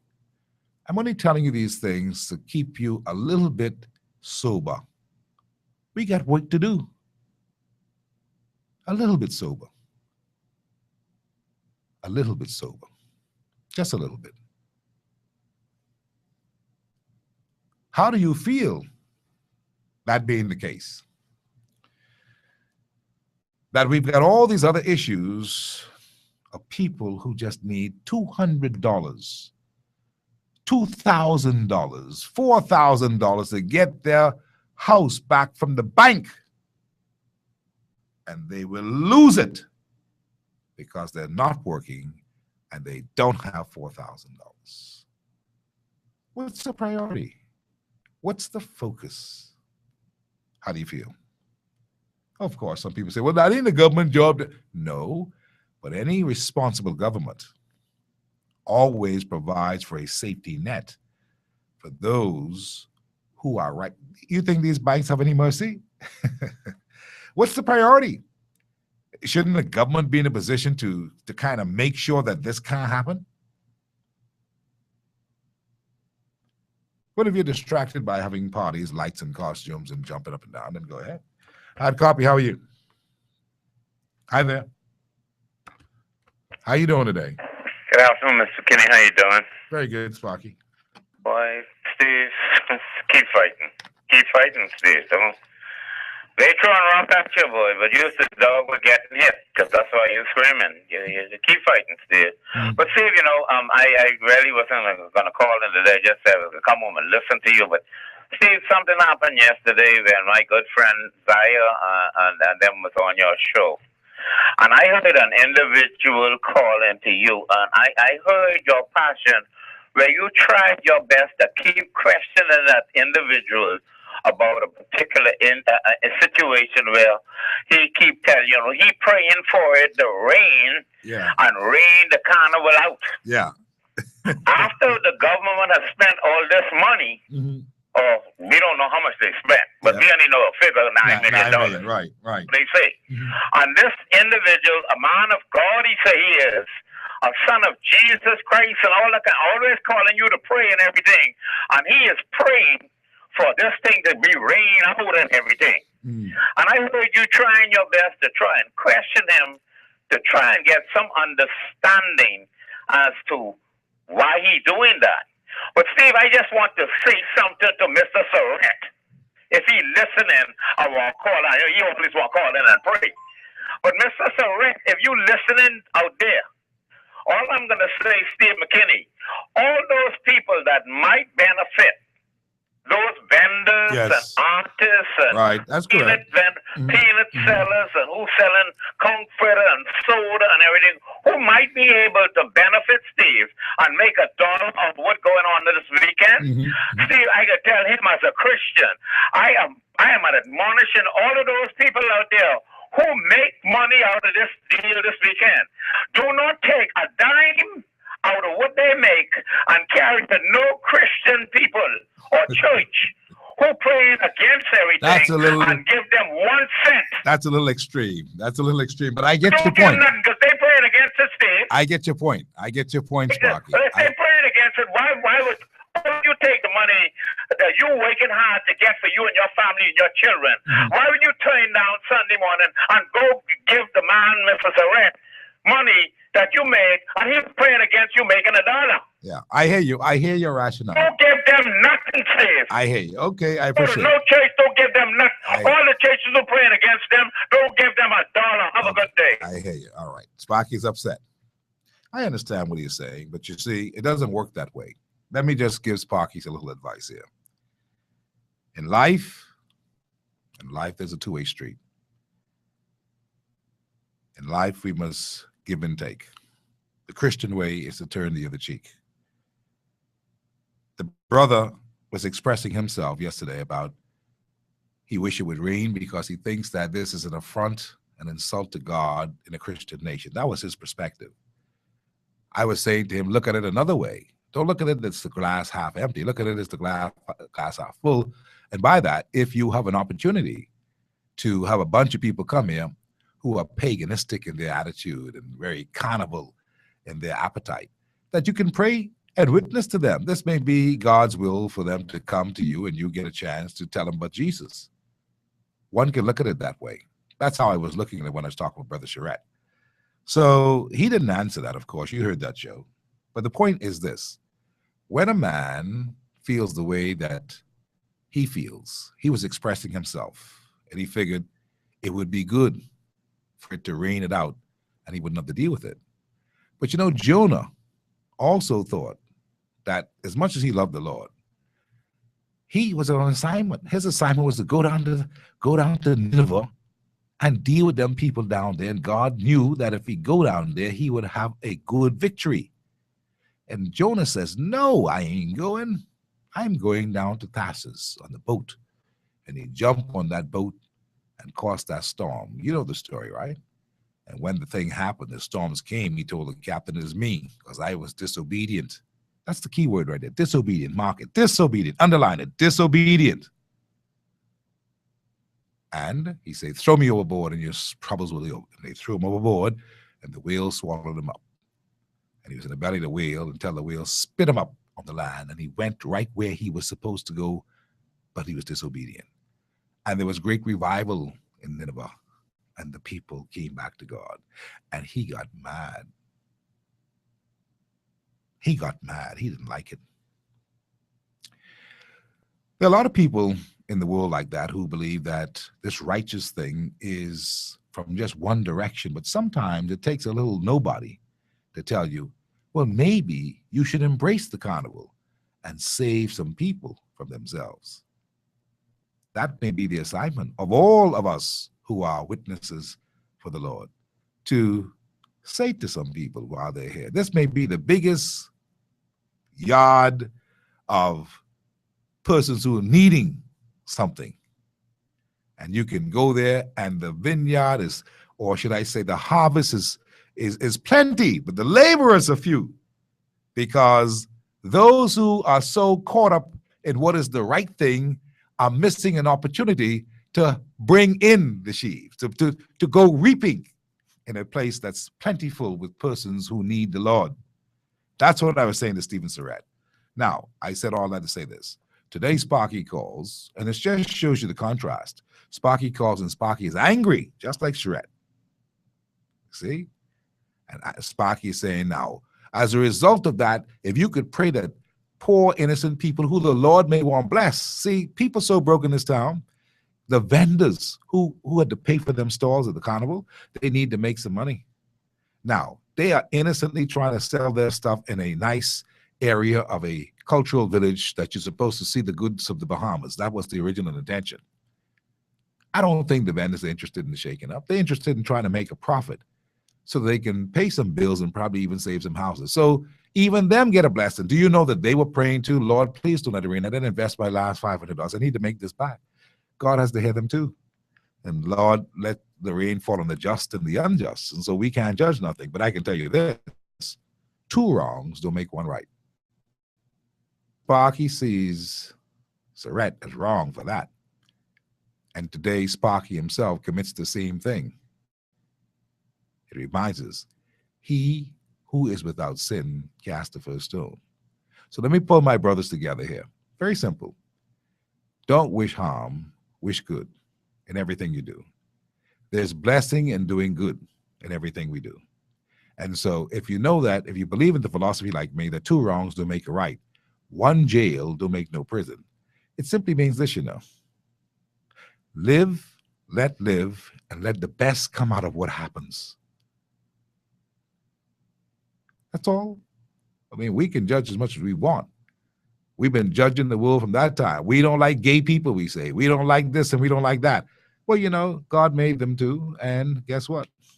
He will judge them. That's not your job. That's not my job. We must all live together as one, and when it comes to the time of harvest, the tares will be separated from the wheat, the sheep from the goat. But that's by the great harvester. That's by the man himself, not by you and not by me. And so let's don't get into that. Let's don't say don't give, because there are people who appreciate that they would make $1 and they would want to give thanks, and they give their 10% to the church or whatever they do with it. Or they help some other person. That's what it's all about. It's about love, peace and love.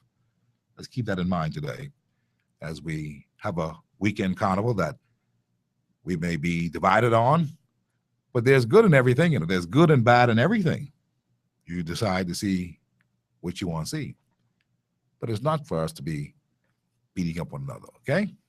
Now, I don't want to hear any of that anymore today from Sparky or from Surratt. End of story. We've already divided that properly. We live and let live. Hard copy, how are you? Yes, a pleasure. Good afternoon. Peace and love. How you doing? I'm doing great. Mr. McKinney, just like the Family Island Regatta, it started off in Exuma and it has now gone around the Family Island. Mm-hmm. Right? Mm-hmm.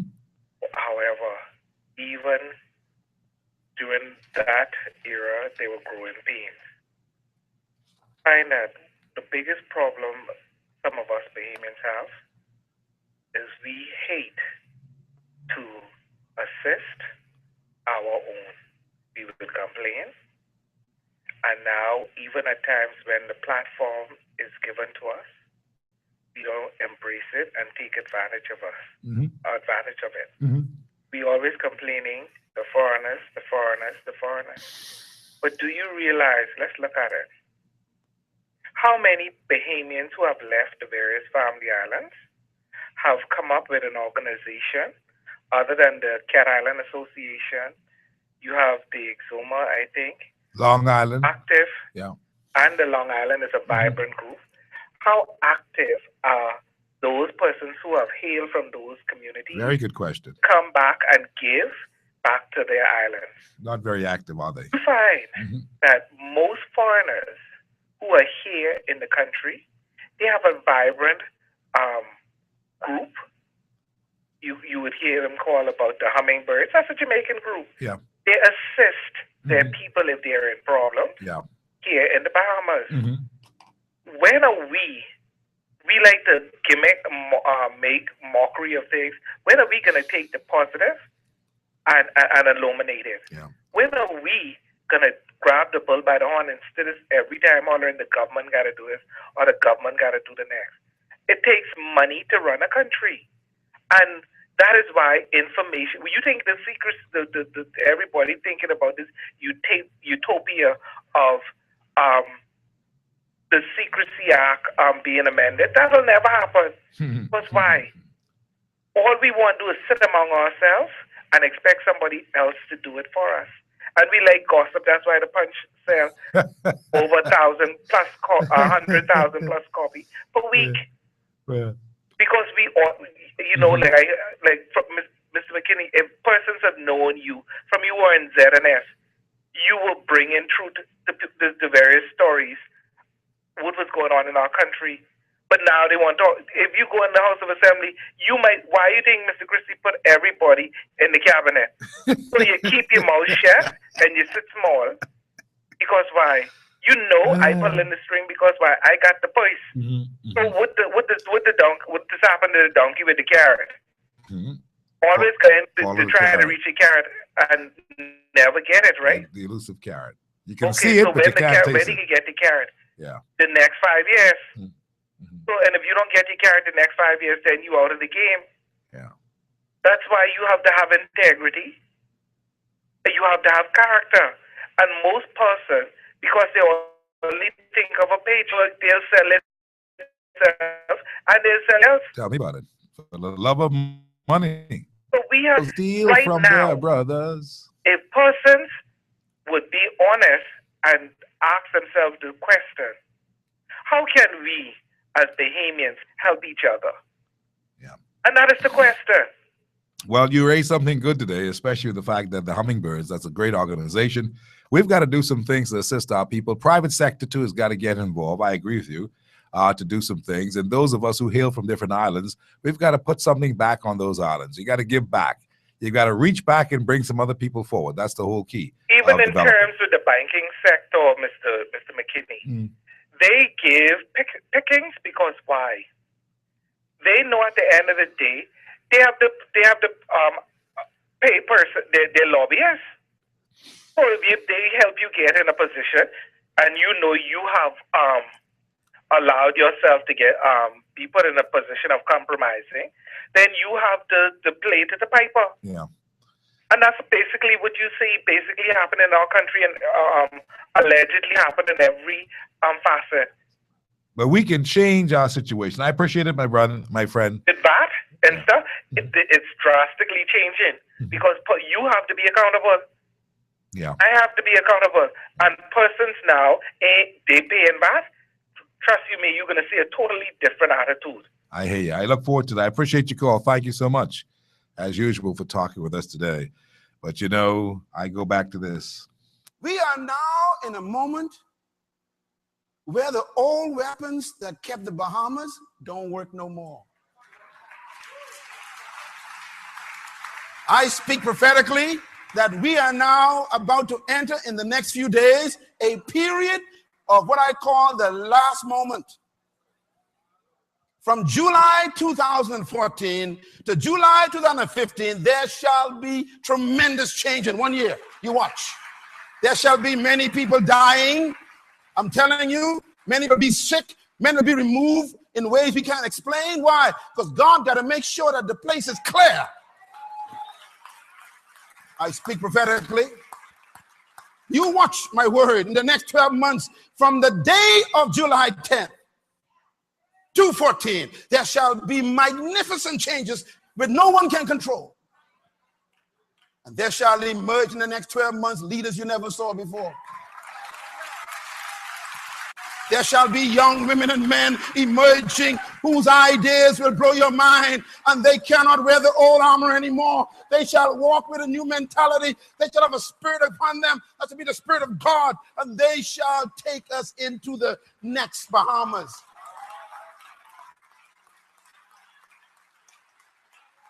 I speak to you with my whole heart that God is saying the time for a new leadership has been birthed. It has arrived. The time for a new leadership has been birthed. It has arrived. It's here. Can you see it? Do you feel it? Can you see any signs of it? It's a mystery, but it's here. Miles Monroe, late great. We are in that period of July 2014 to July 2015. This is May. Just a sobering reminder that there's a paradigm shift happening. Have we seen signs of it yet? There'll be things that will happen that will blow your mind. There'll be people who will do stuff that will leave you flabbergasted. Maybe I've already seen that in the marathon situation. Maybe you've already seen it in the House of Parliament. Maybe we're seeing it right now at Bahama. Maybe we are seeing it right now at the big distraction that we're not focused.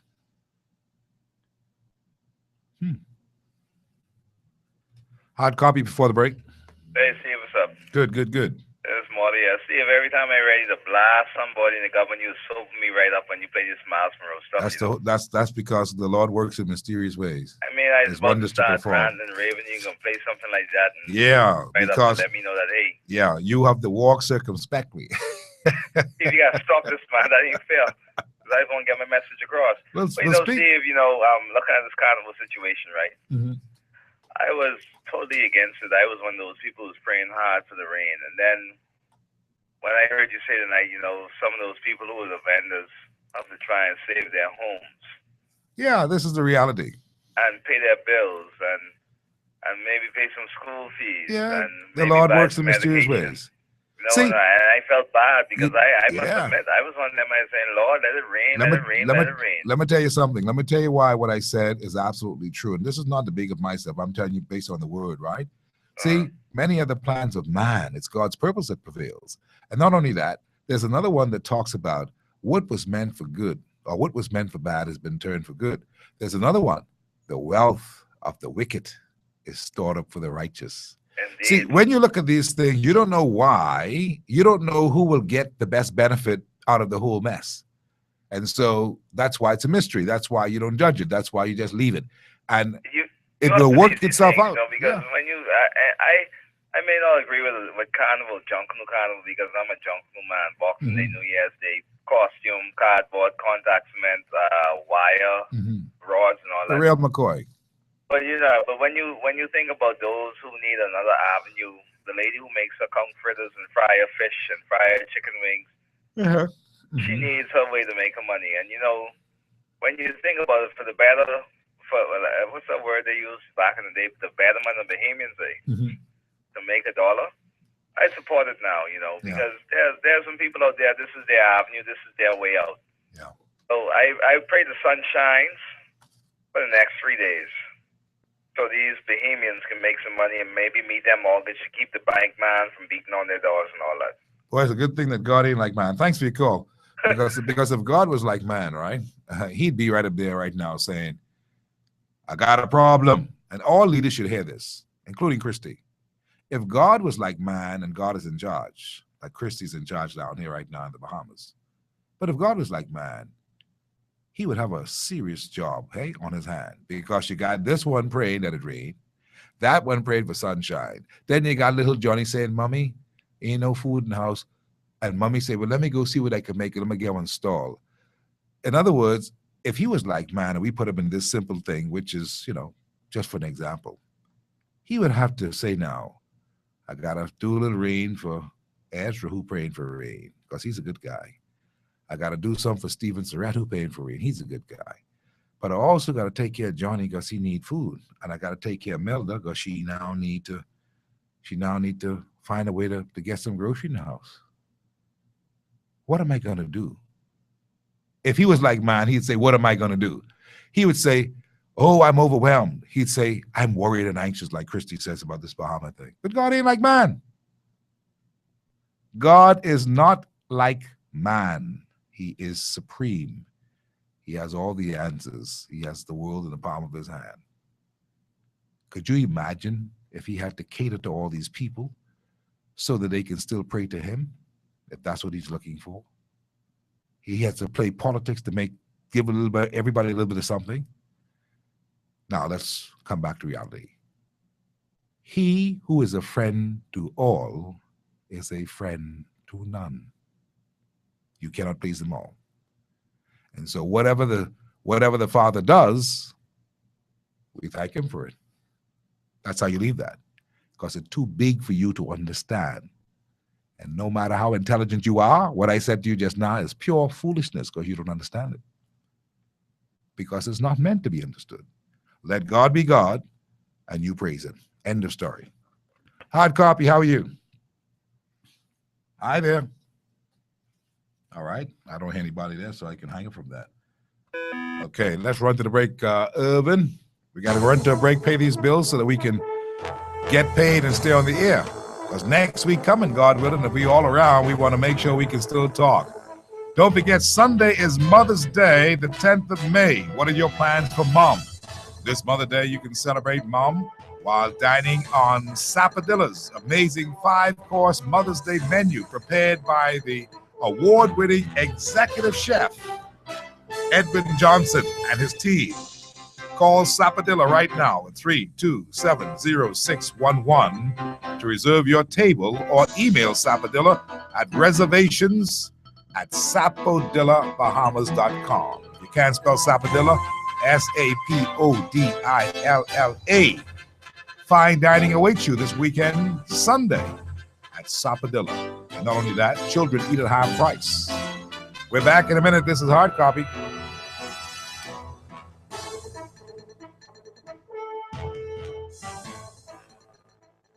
When I fly with Sky. Sky Bahamas. When I fly with Sky. Sky Bahamas.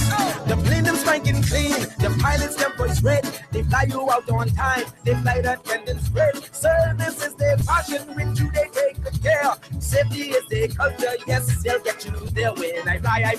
Fly with us to Fort Lauderdale or the beautiful Bahama Islands. Book today at 702-2600 or visit our website at skybahamas.net and experience Sky.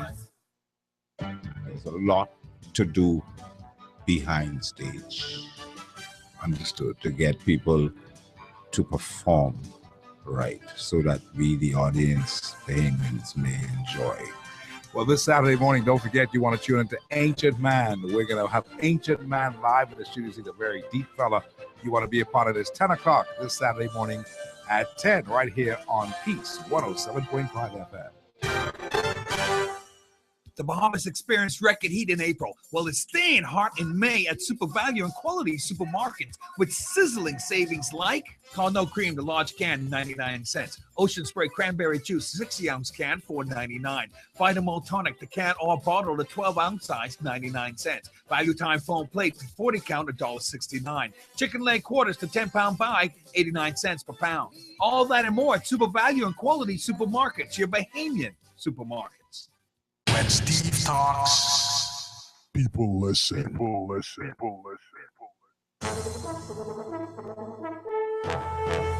Thank you so much for being a part of our togetherness today. You can still call me, 325-0235 or 6. I'm listening to what you have to say.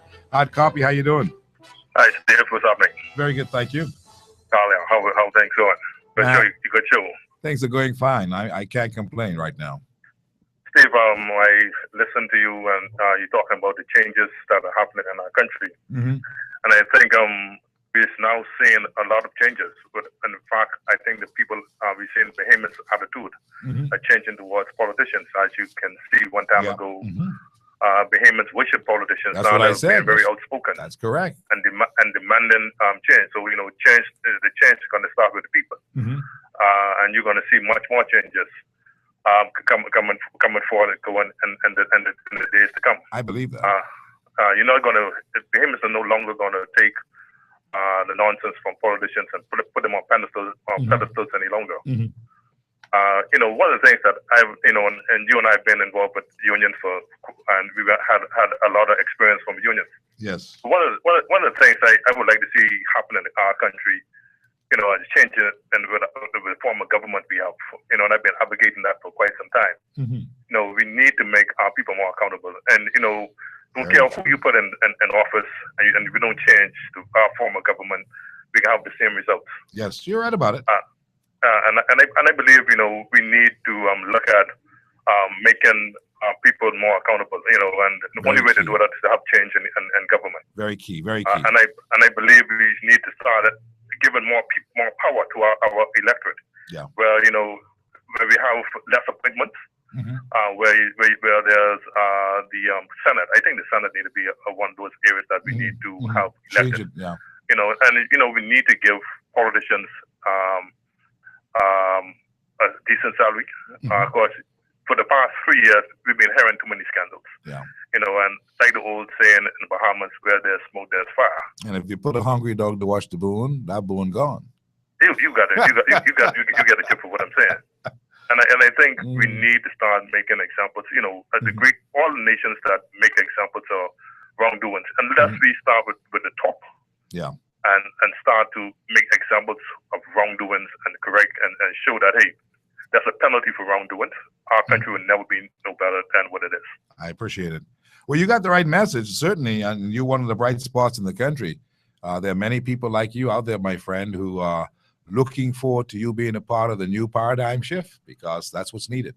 I appreciate your call. Yes, Steve, you have a good day, man. But, you know, there's a lot of work that we need to get, you know, and a lot of our younger people do not know the struggle that we went through. No, they don't know. They can't appreciate it. And I think we need to educate a lot of our young people. You know, if you don't know your past, you definitely don't know where you're going. And you're bound to repeat it. I appreciate you're bound it. to repeat it. You're absolutely correct with that. Absolutely. So, you know, and that's why, you know, the African nations, you know, they teach their past. Yeah. And you know, we as a people have failed to add up. We have failed to teach. We omit, and we rewrite our history. Yeah. You know, we got to be honest. You know, because there's a lot of Bahamians who contributed to the development of our country. But you know, when we write our history, we only zero on one or two individuals. That's true. But we got to be honest. But you know, there's white and black that have contributed to our growth and development. No question. There's men and women. That's right. You know, we continue to zero on one or two individuals. You know, once we start to be honest, this new crew and start to let the chips fall where they may. Brother, see, this new crew is going to change that. This same new crew in this paradigm shift. You watch. I appreciate your call. Okay, Steve. Have a good day, man. You too, man. All the best. Yeah, it's going to change. Has to change.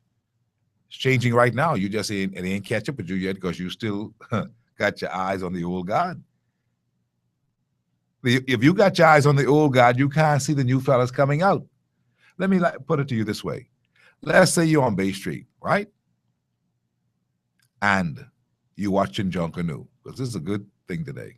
Junkanoo, let's use that example. You got your eyes on the group, one on the stage right now, but somewhere off in the distance, some other drums rolling over. Somebody take their eye from where you got your eye and they say, hey, now the real crew coming. Then you can take your eyes and put back to the look at the other fellas. But if you keep your eyes on the fellas that move there now, you can miss a lot of what the new crew bring in. Not simple. That's Junkanoo talk. Right, Stan? Stan the man, Stan Burnside. That's Junkanoo talk. Yeah, you don't have your eyes in the right place. You're going to miss it. And if your heart ain't in the right place, you then miss it. Hard copy, how are you? Steve McKinney, I hope you're doing well. Man, listen to Sydney. If it gets any better than this, you know, I will wonder who set me up like this.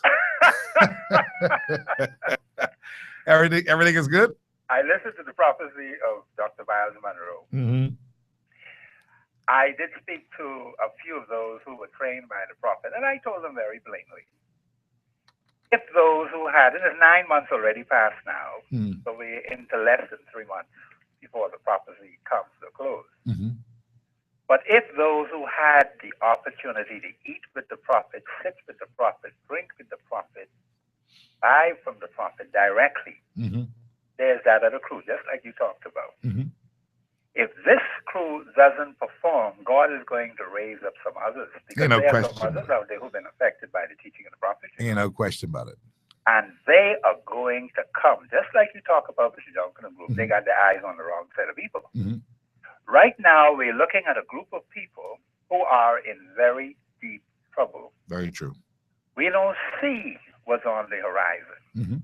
And when it comes, Pastor, as I said, Pastor, I don't want to make you a pastor, but Brother McKinney, when it comes, it's going to come like a whirlwind. And you'll wonder, well, where did it come from? Yeah. It's going to be sudden, Yeah, you can say, how come I didn't see this? powerful. It's going to be dynamic. God said he has a short work to do. And it's going to take a short time to do it. And people in this country are going to be so astounded at the ordinary people whom God will raise Ordinary up. fellas, the little fella who they just show no regard for every day. The stone that the builders rejected. Yes, definitely. So while they are partying and carrying on, that's their thing. God has given them beautiful weather. You could see how beautiful the weather is out here Because today. God is a good God. You see, he's a good God. He reigns on the just and on the unjust. But he has his team in the making, and I see that team moving forward and doing what they're supposed to do and save the Commonwealth of the Bahamas. Because, Mr. McKinney, they only have a short window of opportunity. Very short. Get it right. Absolutely. And that crew will get it right, come high or low. If they say whether it rain or shine, they can have the carnival. Right. Rain or shine, this new team will get it right. I appreciate it. Mr. McKinney. Oh, you make me feel good. Yeah, okay then. All right. All the best. Okay. Thank you very much. Hard copy. How you doing? Yes, sir. Yes, sir. I am with you. I appreciate that. Yes, Steve. It's amazing, you know. Oh, this is my most eloquent friend, George. It is amazing, my brother. It's good to hear from you. We seem to be locked into the Marie Antoinette syndrome. Mm-hmm. If there's no food, let them eat cake. Absolutely. Absolutely. I call to say this. Today, all these political parties are the same. They all revolve around in the same club. They raise hell in front of the people, and in back of the people, they're patting one another on the back and having a good time at the expense of the public. Imagine this.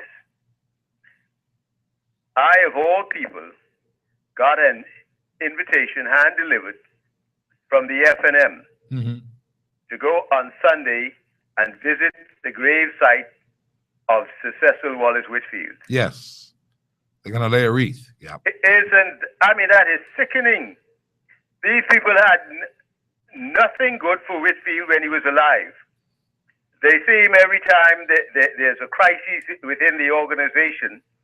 They know how to find him, dig him up, dust him off, and polish him up, and say, see, we love Cecil Wallace Whitfield.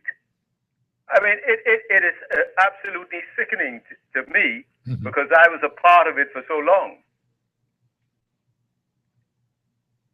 If Whitfield will come back, he'd slap the hell out of me for being found with this roguish band of hypocrites.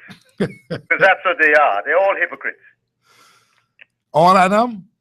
All Annam. So, Georgie, are you going to go and help to lay the wreath? Say that? Are you going to go and cash in on the invitation Do to you help want to lay the Cecil wreath? to jump up out of the grave and slap the hell out of me? No, I don't. He'll smite me if he were able to get up and say, "What are you doing with this band of deceivers?" Huh? That is what he do. My goodness. So this invitation came from the hierarchy? From the top, absolutely, and those in the middle, and those interlopers, and carpetbaggers that the day come forth. Those are the ones that castigated him and wanted him dead and buried. Now, well, they've got great powers, you know, because now they can bring him back and use him for their benefit. Nothing to do with Cecil. And he can't say a thing. Not a word. Oh, my Lord. And, you know, see, whether they be PLP or FNM, they all eat around the same table. They drink the same places. They enjoy one another's company. And they pat one another on the back and say, "Oh, you made a great speech," you know, Yeah. and that sort of stuff. But who suffers? Yeah. The public suffers. The people suffer. That is what happens. And all the grandstanding is not going to change anything. As you say, as you pointed out, that Miles Monroe put it into context. You see, This is a house divided against itself, Yep, and it shall not stand. and so it must fall. Mm-hmm. Things have to change. And quite frankly, I don't see any change on the horizon because you wind up with a Christie or an Ingram and all the other interlopers in between, and you wind up where you left off. Nothing changes. Well, the time has come for a paradigm shift. Something has to happen. Yeah. I don't know where, when, where, or how, but it cannot go on incessantly and forever in this fashion. Yeah. So those are just a few Some of words your that I thoughts. wanted to say. I appreciate it. I'll get with you next week. I appreciate it. George Capron. Thank you so much. Thank you. All the best to you now. Righto. Wonderful. Bye-bye. Wonderful. See, they gonna mess with George now. They gonna resurrect George, because when you hear George call like that, trouble in the camp.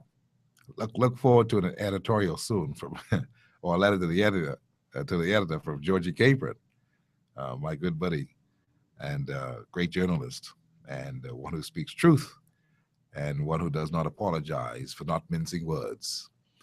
And so Georgie may write something about brown rats and gray rats, but bottom line, they're all damn rats.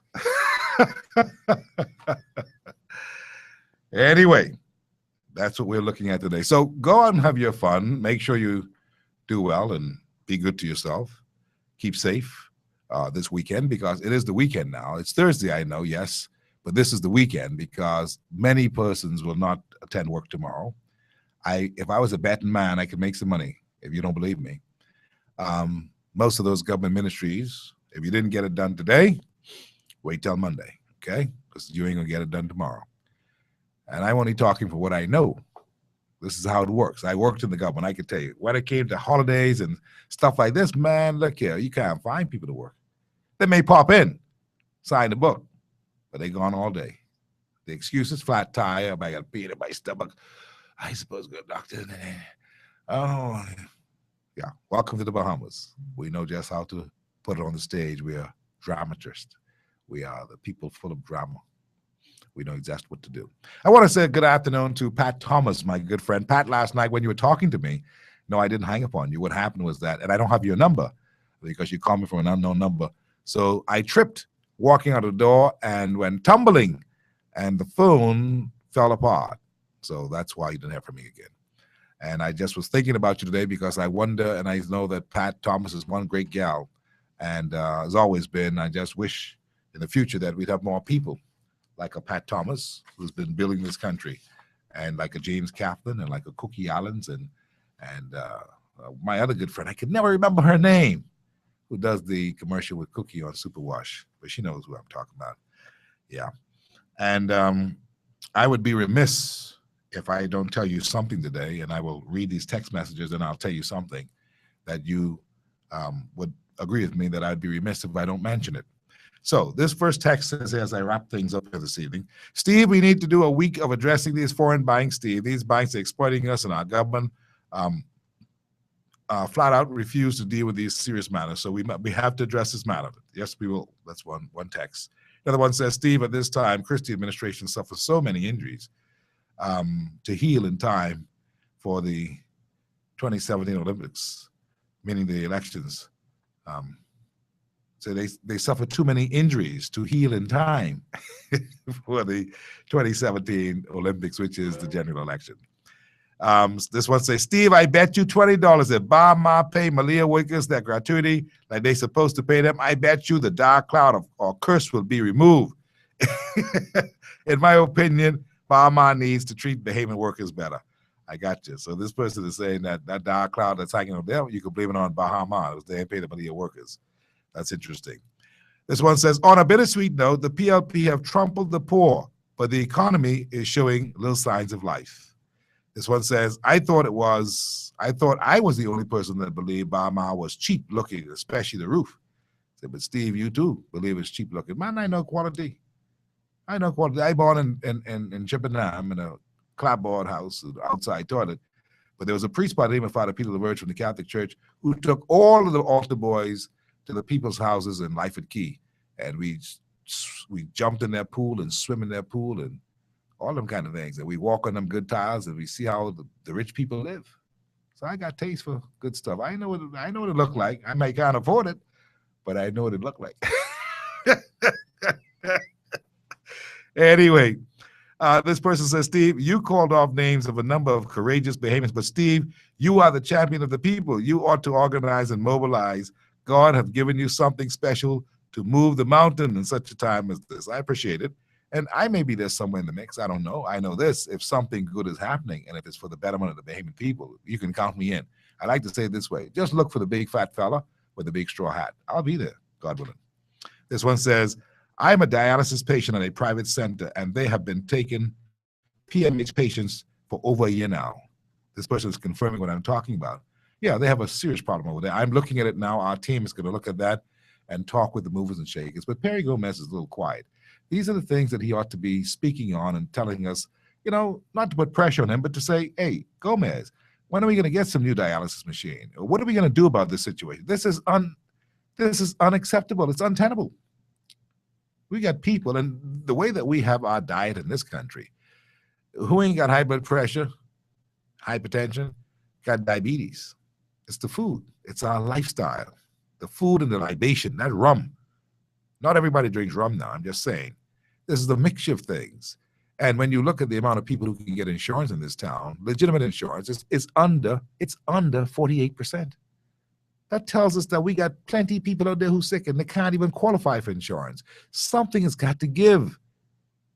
And it means that we've got to have thinkers out there who are thinking in a way of moving the people forward, moving the people up. That's why I'm saying, speak now, Dr. Gomez, or forever hold your peace.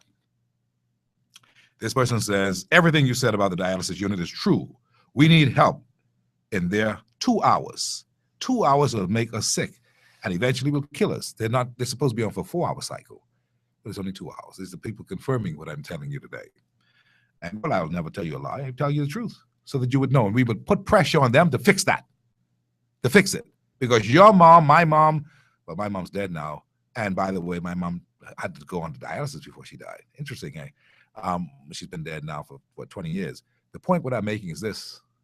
It could be your kid. 21-year-old boy just died. He was on it for 9 years, from he was 9 years old. Anything could happen to any one of us. We must make sure that our medical care facilities are adequate, efficient, ready. Okay? That's the bottom line. So it's your business too. And so, as I said, speak now, Dr. Perry Gomez, or forever hold your peace, which is what the preacher said. This is what I would have been remiss if I didn't tell you this. Speak now, or forever hold your peace, is what the preacher said. That's in George's Anglican Church on Wednesday morning, yesterday, when Sir Arlington Butler took a new bride. Sir Arlington, who has been a host here with us on The Last Word for quite a number of years, got married again on Wednesday. I know by now you know that. He got married to a beautiful lady, and they were wonderfully presented to the altar and judges. Of course, Sir Arlington is an Anglican, and they had a good time at the wedding. A lot of people went to the wedding. The church was full. It's a small church, but the church was full. And we want to congratulate Sir Arlington Butler and the new Lady Butler. Of course, Hubert Alexander Ingram attended the wedding. Salvo Turnquest attended the wedding. Also, A.D. Hanna, former Governor General, attended the wedding. And all of his friends, most of them, from McDonald's and the Lunch Bunch, attended the wedding. A lot of important people who wanted to see Sally off to a good second marriage. And, Sally's getting down in years, but he needs his companion. And so may the Lord bless him and keep him. May the Lord face shine upon him and be merciful unto him. May the Lord bless he and his wife, his new bride, and may he grant them peace. And I say that with love and appreciation. Because, Sir Arlington Butler, former minister of public safety, and also the first speaker of the House of Assembly in an independent Bahamas. He is actually number one, and who served for quite a number of years. He has paid his contribution to this country. And since he got married, maybe celebrate and toast him. Maybe celebrate and toast him. And maybe wish him long life and good health. Okay? Okay. Now, having said that, I think it's time for me to go. 7:20. The big truck don't blow the horn until when? Saturday, eh? Well, what music you got for me to take me home tonight? You mean to tell me you sitting there, you ain't got no, you see the people loving Carnival? Irvin, the people loving Carnival. You could at least give us a send-off with some kind of music. Bahaman plays tomorrow night along with Dyson Knight and them. And Saturday they have all this Carnival thing. I told you about that yesterday. If you listen to the program on Friday, tomorrow at 12, or Saturday at 12, you get all the scheduling for the Bahamas Junkanoo Carnival. And of course, if you go and when you go, behave yourself. You know, no foolishness, just good, clean fun, and have fun. And we get back together on Monday, because tomorrow, I think we get the day off tomorrow. We play a repeat program tomorrow. We get the day off. We've got some other things to do. So this is the last show for me tonight until on Monday, God willing, when we come back and when everybody is sober, because the party that start. All right? Wait, this the Carnival music you playing for me? Okay. Today's show has been brought to you by Bank of the Bahamas, BTC Every Day, Super Value, the McKinney Media Group, Island Made Products.